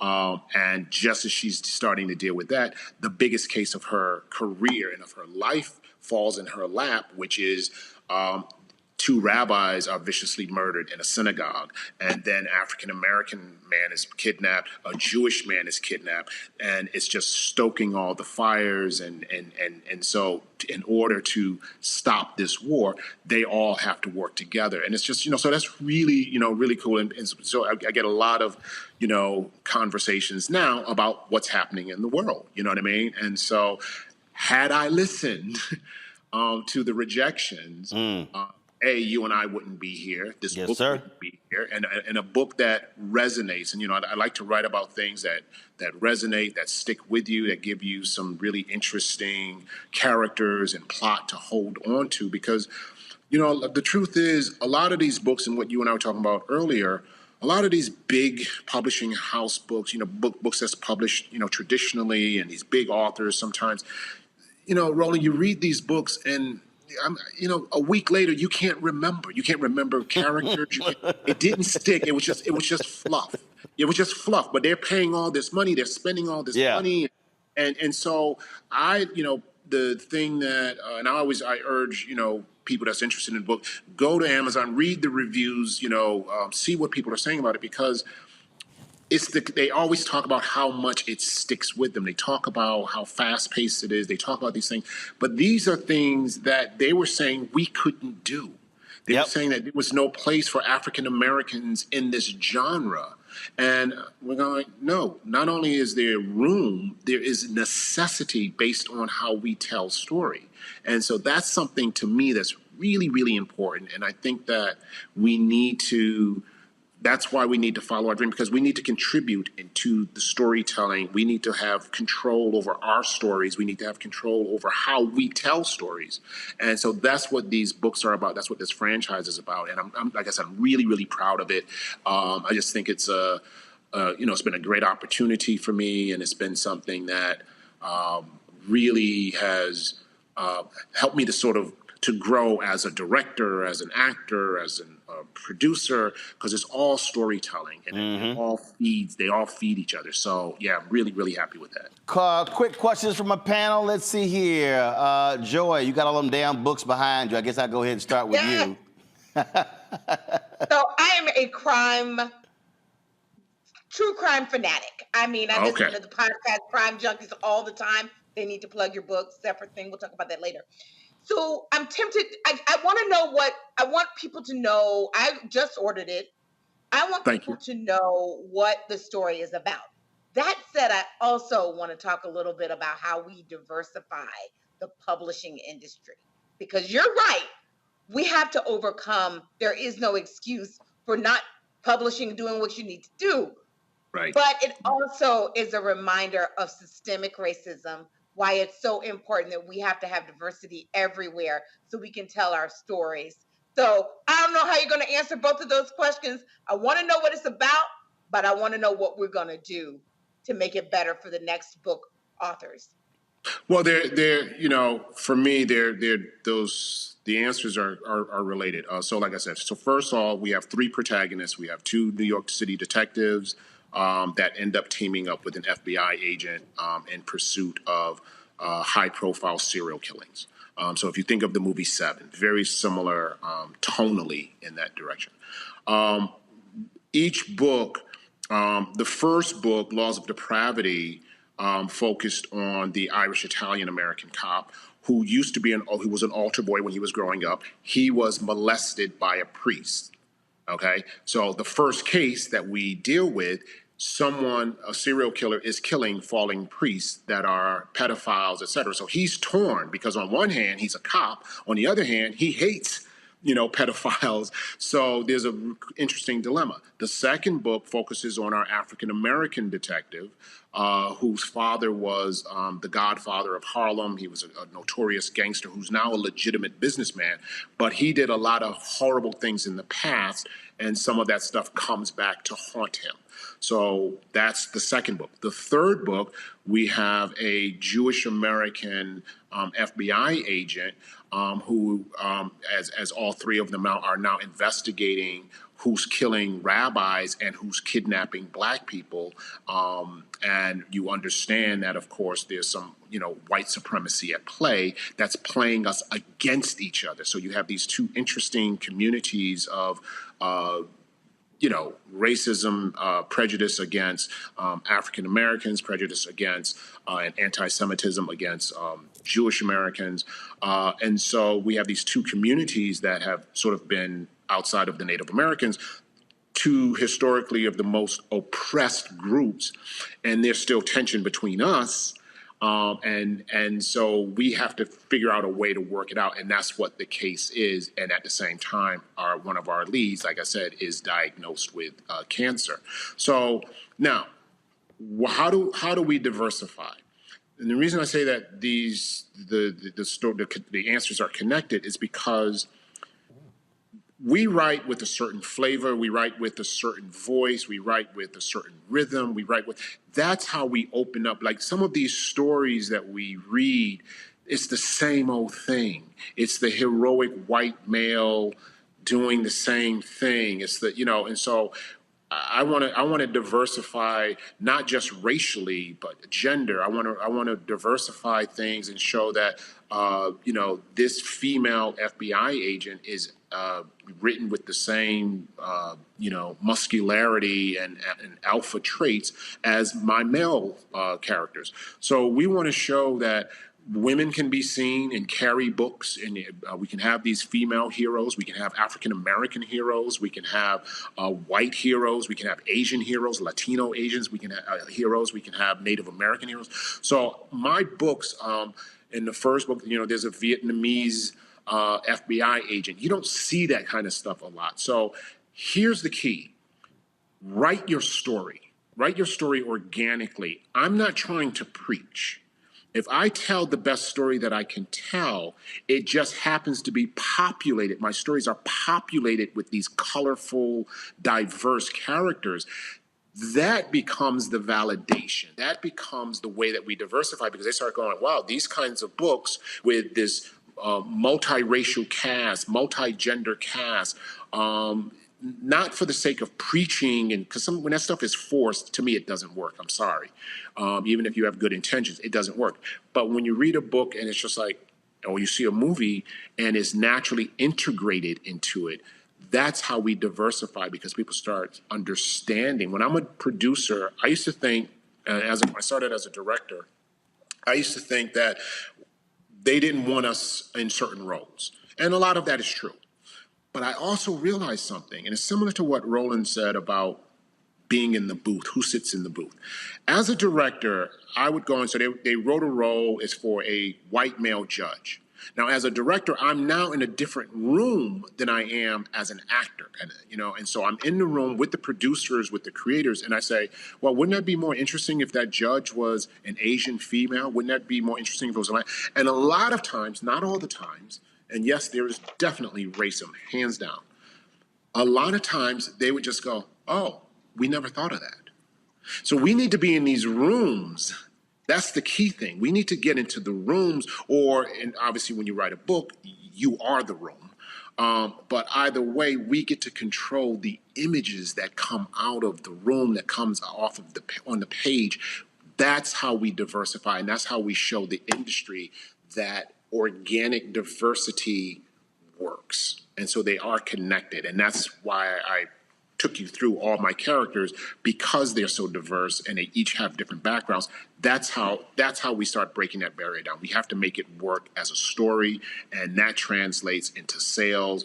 That sales translates into success. That success translates into let's look at more of these. S.A. Cosby, brother who has set the literary world on fire, I think is now beginning to help make people look at that again and say, oh, black men can write, or black people of color can write thrillers. They can't, we're underrepresented in this genre. And I'm happy to be a part of it to help try to tear down those walls.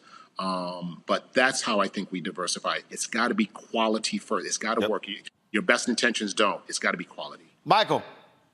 Hey, Eriq LaSalle, on another note, hey, loved you on A Different World, 1990, Power of the Pen. You played a literary professor named Dr. Paul Mann. So here you are actually in real life writing literary works, 3 novels, okay? Is there a connection between you playing a professor of literature on a sitcom that all of us watched in the 90s and you actually writing literature in real life? No, that was just, look, when you're an actor, and you got to think about it, that's the beginning of my career. When you're an actor, okay, agent calls you and says, I got an audition for you. I was boys with Kadeem and Daryl, so yes. I was hanging out on that set anyway, just to go hang out, just to see them. Opportunity came up, I did that. What did influence me, even more so, was a few years later after ER, after the first season of ER, some producers approached me and said, hey, we own the rights to this famous novelist series. We'd like you to play this character. Now, the guy is written white. So you had my attention right there. And the book was called Mind Prey. The author's name is John Sanford, who was huge in the thriller world, huge.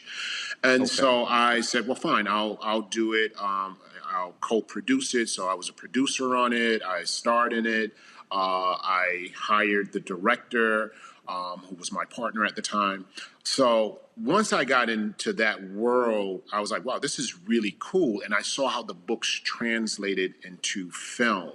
And I thought that was really cool. And that's what also pushed me. So that had more influence than anything, being able to play this famous key character that was established in the literary world as he's written white. And they came to me, and so as an African American, and we never you never make mention of race. That's the beauty of it. If it's a good character, we never mention that he was black. No one ever, that's the beauty, and that's the power, and that's what really got me interested. All right. Matt. Thanks so much. Well, let me first say, brother, thank you for sharing your gifts for these many years. And I would be remiss if I didn't say I've prosecuted and defended quite a number of murder cases. So if you ever need a consultant, I'm happy to do that for you as you write your book. But all jokes aside, my question is really actually about the substantive process. You've obviously given us many works in different mediums, but what have you found that would be instructive to people who want to be authors? Because it seems to me that's a particularly daunting, gift to have to write, because it's difficult to write a book, obviously. So what have you learned in that process that would help others who are interested in being authors? And if you could give us a quick encapsulation of your process when you're planning and writing and otherwise, getting ready to release a book. Wow, great question. I think this, man. I think that it's important for us to have a strong sense of craft. Whatever you're going to do, understand the craft of it. Too many of us jump into things, whether it's acting, whether it's broadcast, we just think we can show up. And now I think it's becoming worse with social media, because if you have so many followers, then people are interested in you, but they're not interested in you based on craft. They're not interested based on you understanding the true technique of whatever you're pursuing. So I think people want to be stars more. I wrote something interesting. I was never interested in being a star. I wanted to just be an actor. I didn't know about the money. I didn't know about any of. You learn that stuff later. Mm-hmm. I dreamed of being an actor, and I was in love with the art of acting. I fell in love with the art of writing. So I wanted to be a writer. I wanted to start writing. Obviously, you want to be successful, but you want to be successful. Critically, you want to be successful commercially. So that's what's really, really important. So I think if people are serious about it, they have to learn the craft. Go to, first of all, which is something that's really simple, do homework. And most people, when you tell them to do homework, you lose them. Just people want it, but they don't want to put in the work. So if you're willing to do the homework, part of the homework is real simple. Some of the best advice I ever got: read up. Meaning, read good writers. Understand how they're telling a story, the economy of words, the economy of adjectives and adverbs, like understanding and really choose authors that you really, really admire. What makes their work so good? If you get an opportunity, go to book fairs, go listen to authors talk. So understand their journey. Their journey will be different from your journey, but these are the ways that you start understanding the craft more, and obviously take writing classes if you can. So there are many ways, but you have to be committed to that. My process, and I think another thing, it took me a while to accept the title without feeling intimidated or pretentious that I want to be an author. That is so intimidating. We don't, especially, I don't know if race plays into it and whatever, but it's almost double for us because we're like, oh, I can't be an author. And I had to keep saying, no, dude, just write. Mm-hmm. You know what I mean? So give yourself permission. Give yourself permission to be an astronaut. Mm-hmm. Give yourself permission to be an astrophysicist. Give yourself, we get intimidated by that because people don't normally look like us. They don't normally come from where we come from. So you first have to say, I can do this. The way I'm going to do it is by studying and by understanding the craft. So that's my process and that's my advice. But read up. Read authors that inspire you. Read authors that intimidate you because they're so good. I read some people and I'm like, damn, but they ultimately inspire me. And so that's a very valuable piece of information that I got that I pass on. And if people really, really want it, do the work. I started when people would come up to me and ask, how do I get into acting? How do I get into directing? And you get inundated with that stuff sometimes. I learned the best way, and I know this sounds cruel, the best way to get rid of people is to tell them to do homework. Yep.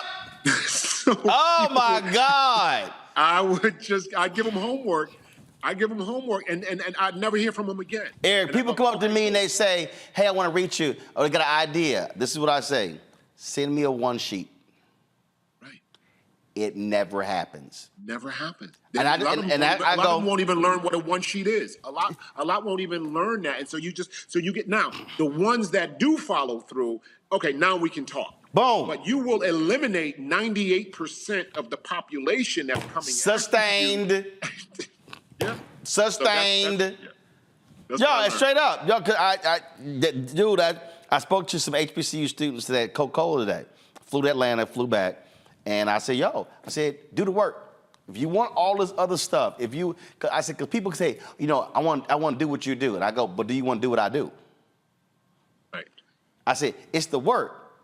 I said, the work. I said, you want to, man, I see you hanging out with Dave Chappelle and Will Smith. I said, no. That don't just happen. The work is what they're responding to, which creates the relationship. It's the work.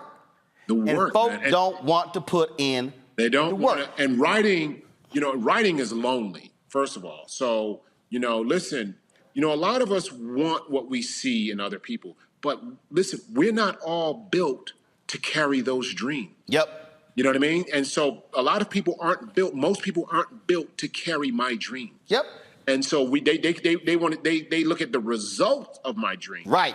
They don't know the effort of my dreams. This morning, I'm up at 4:30 in the morning because I'm working on my next book. Yep. And the strike just ended. We're getting ready to go back to work. I'm executive producing and directing a new show for Dick Wolf on Amazon. We're getting ready to go back to work. I'm like, I'm going to be pulling double duties. I'm going to be getting up at 4:30 in the morning, getting my writing in, going to set, doing that, coming home, maybe getting some more writing in. People aren't built for that, but they see it and they're like, oh my God, oh, you do this, you do that, you're a director, you're a producer, you're an author, they're not built for my dream. Or just listen. When I did this here, I didn't have time to write it. I because of everything, this show, 6 other shows, and I was like, I need a ghostwriter. Literally, it was like 3 years. Jan was like, yo, what a book? I was like, Jan, I literally do not have the time. Met a sister in San Antonio, the NAACP. She told me about a ghostwriter. I was on the phone with her the next night. And so here's what was interesting. So Eriq, we're sitting there going through this here. And so they're like, who's name gonna go on? I was like, yeah, we put her name on. I was like, I ain't tripping. Right. So what we did was, I did a series of audio brain dumps. We would talk for 2 or 3 hours, and I would basically articulate the book. Thoughts, visions, this here. And she would then put it together. We probably had about 6, 8, 10 conversations, but I knew that. Now, other people, they can go into a cocoon. I know I didn't have that time. So it's understand. And so then it was like I said, so I wasn't tripping even on putting the name. I was like, yo, I'm good. I don't need to have just my name. My ego fine. But when you understand what your limitations are, what your skill set is, then you can sort of craft this. And so that's why, as I tell people, you can't say you want to do what I do if you don't want to do what I do. You can't. You're not strong enough to carry. And listen, I'll flip it. My best friend is Michael Beach, and Mike Beach is a gym rat. This dude works out like crazy. I see his Instagram. Yep. This dude is just ripped, right? So every once in a while, and I do my exercise, I do my stuff, whatever. But every once in a while, I'll be like, damn, I want to be shredded like Mike. But guess what? I ain't willing to put in the work that Mike does. I'm not willing to put in the diet. I'm not willing to. I love food. You know what I mean? Right. I do enough to maintain. I do enough so I ain't got a beer gut. You know what I mean? Not that I drink beer, but I'm just saying I don't have a pot belly. I do just enough. So, but see, I go, okay, that's not my passion. Right. And so I'm not trying to be a professional, but I look at that and I go, man, that envy kicks in. But my legs aren't strong enough to carry his dream. There are many people their legs aren't strong enough to carry my dream. They're not willing to get up at 4:30 in the morning. They're not willing to stay up till 2 in the morning. They're not willing to do these things. So you can't have that. And that's the key thing. So know what your legs are strong enough to carry and let that be your dream. You nailed it. Y'all, Eriq LaSalle's new book is called Laws of Annihilation. Dick Wolf says LaSalle conquers yet another medium, a really great read. Of course, Dick Wolf, producer of the Law and Order series. Y'all, if you are a lover of fiction, check it out. It's the third in a trilogy. Get those as well. Some people in the chat have already said they ordered. My brother, always good to see you, man. Congratulations on this, and good luck. All the success to you. Thanks for having me, and thanks to your panel, man. Really appreciate it. And you can hit me on social, my website. I like to stay in touch with readers and book clubs. So yeah, check it out. Let me know what they think. But thank you. Thanks for having me, brother. Really appreciate it. I appreciate it. Thanks a lot. All right, cool. Folks, going to a quick break. We're going to come back talking to the sculptor of a statue in Arkansas of John H. Johnson, founder of Ebony and Jet magazine. You're watching Roland Martin Unfiltered on the Black Star Network.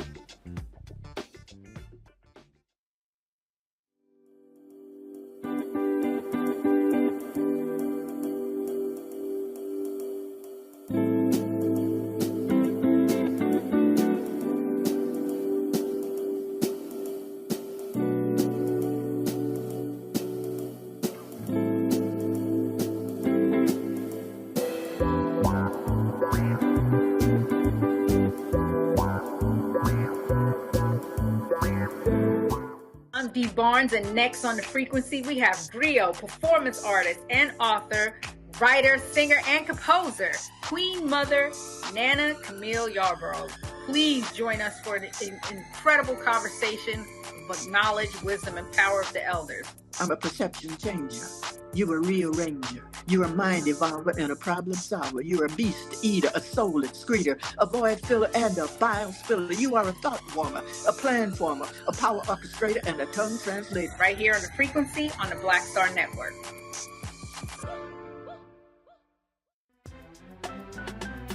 I'm Faraji Muhammad, live from LA.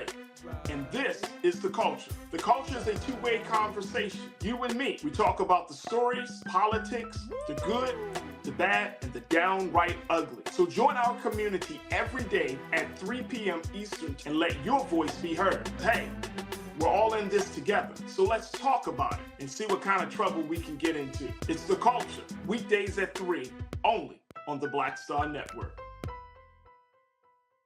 What's up, everybody? It's your girl, Latasha from the A. And you're watching Roland Martin Unfiltered.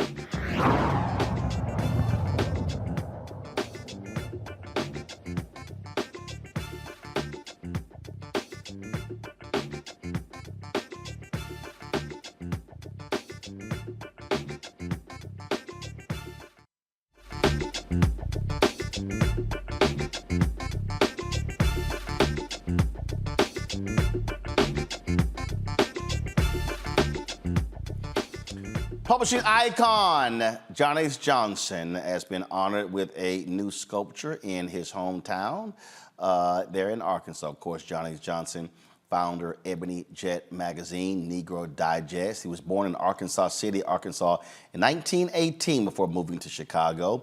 Of course, he created the publishing company Empire in Chicago, known worldwide for its influential black magazines. Little Rock sculptor Susan Holly Williams created the historic sculpture of Johnson. She joins us now from Chicago. Glad to have you on the show. One of the things that I like to do when I travel, I love to, if I'm flying somewhere, if I'm going through an airport, I might be traveling somewhere and I might come upon on a campus or whatever, you know, a sculpture or something like that dedicated to an African American. Love to take a photo and post it. Because I think it's important that we understand that in a country where racist erected numerous statues and monuments to domestic terrorists, it's important for us to understand and recognize what I call our black superheroes. And John H. Johnson certainly was one of them. Absolutely. How did you get involved in this project? I'm a sculptor, and I'm friends with one of the Friends of J.H. Johnson, which is a committee that is empowered to look after the legacy of John Johnson and do everything, and basically ambassadors for John H. Johnson. And one of the friends on that committee is a friend of mine who knew me as a sculptor and just reached out to me and see if I was still doing sculpture and if I was interested in this project. So, of course, I was. How long did it take? It took me about 9 months to complete the sculpture. And what did you base it off of? I see, guys, go to the photos right here. You still have multiple. No, it's of her working. No, you had it in the preview window. Go back. I'm trying to think. Yeah. So there were some photos. You had multiple photos there. So was there a particular photo, or did you put together several to create this piece? I would say I put together hundreds of photos to create that piece, because I was asked to create John Johnson at a particular age. The pictures that I had of John H. Johnson were from age maybe 30 up till 80. So trying to find him in the space between 60 and 70, I had to go through a lot of photos to accomplish that. Gotcha. And you said it took 9 months. And obviously, whenever this happens, and we see this all the time, when people always go, that don't look like him, or that looks like him. It looks like him. So what I'm saying, but that's always like the one. I don't care if it's a king statue or it was whatever. I mean, matter of fact, I forgot what city they had a king statue, and these people lost their mind. They took the thing down. Yes. You said it was. You said bought. Yeah. I mean, they were like, no, that ain't it. They're like, that ain't it. That ain't it. Yes. So that's a lot of pressure on the sculptor. Absolutely. And Linda Rice Johnson put a lot of pressure on me to make it look like her father. So I wanted to make sure it did look like her father. So I spent probably 90% of my time making sure it looked like her father. And not just looking like him, but I wanted the essence of him. I wanted to create a moment in time of what he was thinking about. So I wanted to get that expression just right. So it wasn't just look like him, but it was all of those other parts involved. Absolutely. Panelists, questions. Matt, you first. This is an exquisite work. And I guess my question for you is just, what are your thoughts about the importance of public monument? And I ask that because when we look from history, we have things that have transcended eons that we still revere in museums, right? So you as the sculptor who has actually captured his essence, what do you think the importance is of public monument to those like John H. Johnson who moved us forward the way that he did? I think it's an awareness. It's a place that a lot of people can go and see and appreciate what we have left, the legacy that we've left behind as African Americans. And Mr. Johnson, being an African American who is known for his business sense, is kind of rare for African American sculptures. The ones that I've seen, the public sculptures that I've seen, are generally religious sculptures, professional athletes, politicians. But it's rare that you see a business professional presented and celebrated because of their business acumen. So I think that's very important, and I think being public there is just that. I mean, I could do one and keep it at home; it won't do any good. But if you put it out there in the public, you can share with so many other people.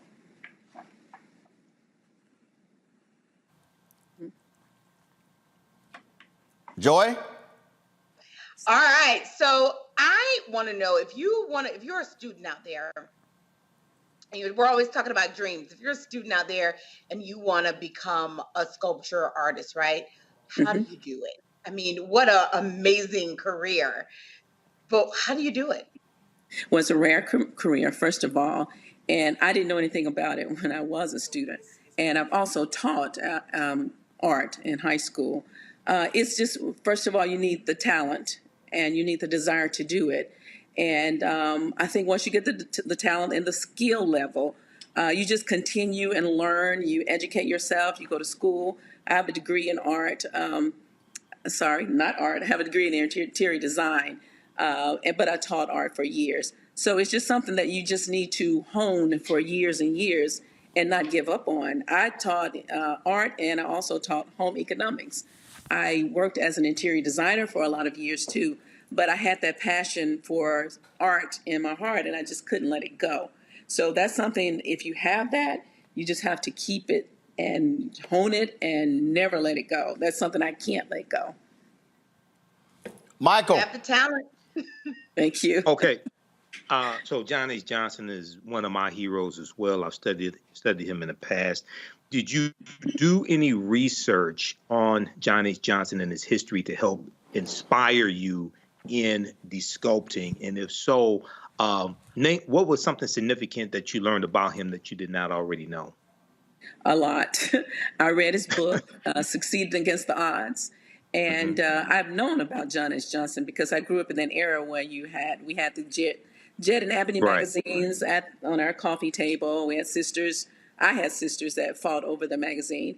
But reading his book taught me a lot about his business practices and taught me a lot about his personal life and the grit that he had. And now I know how he was able to accomplish what he did because he was raised in Arkansas City, which was a tough life. And when he got to Chicago, he was prepared for that. So reading his book and talking to Linda, his daughter, was very important to me. It helped a lot into producing this piece of art. All right, thank you. All right, then. It is a fantastic piece. We appreciate the work that you did. What you working on now? I am working on a couple of more commission pieces, which is what I'm really wanting to do with my life, is just to do a lot of commission work.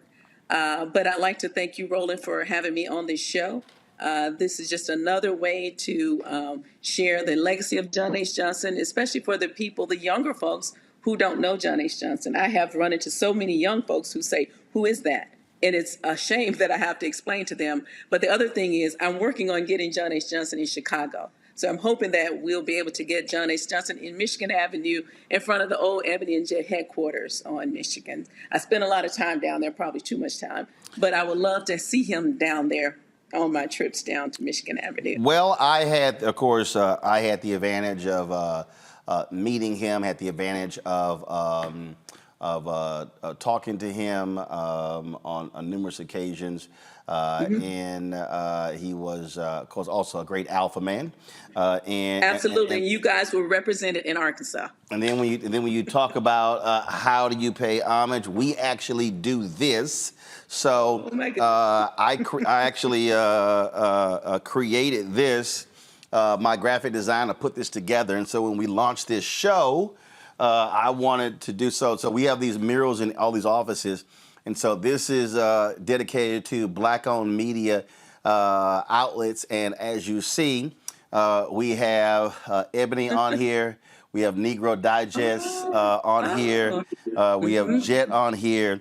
And there are others, The Crisis, other Black newspapers. And so this is one of the ways that, so every day, this is my office. And so this is in here. And so trust me, what we do here, these are the people who did it before us to make all of this possible.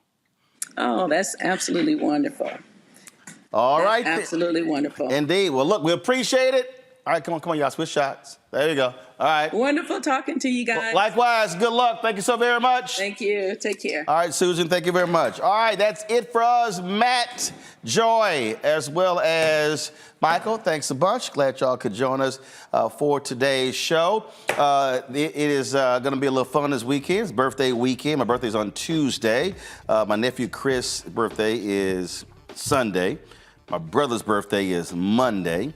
My birthday is Tuesday, and so looking forward to that. It will be a weekend of golf. Y'all know that. I want to play this. Hold on, which phone am I using?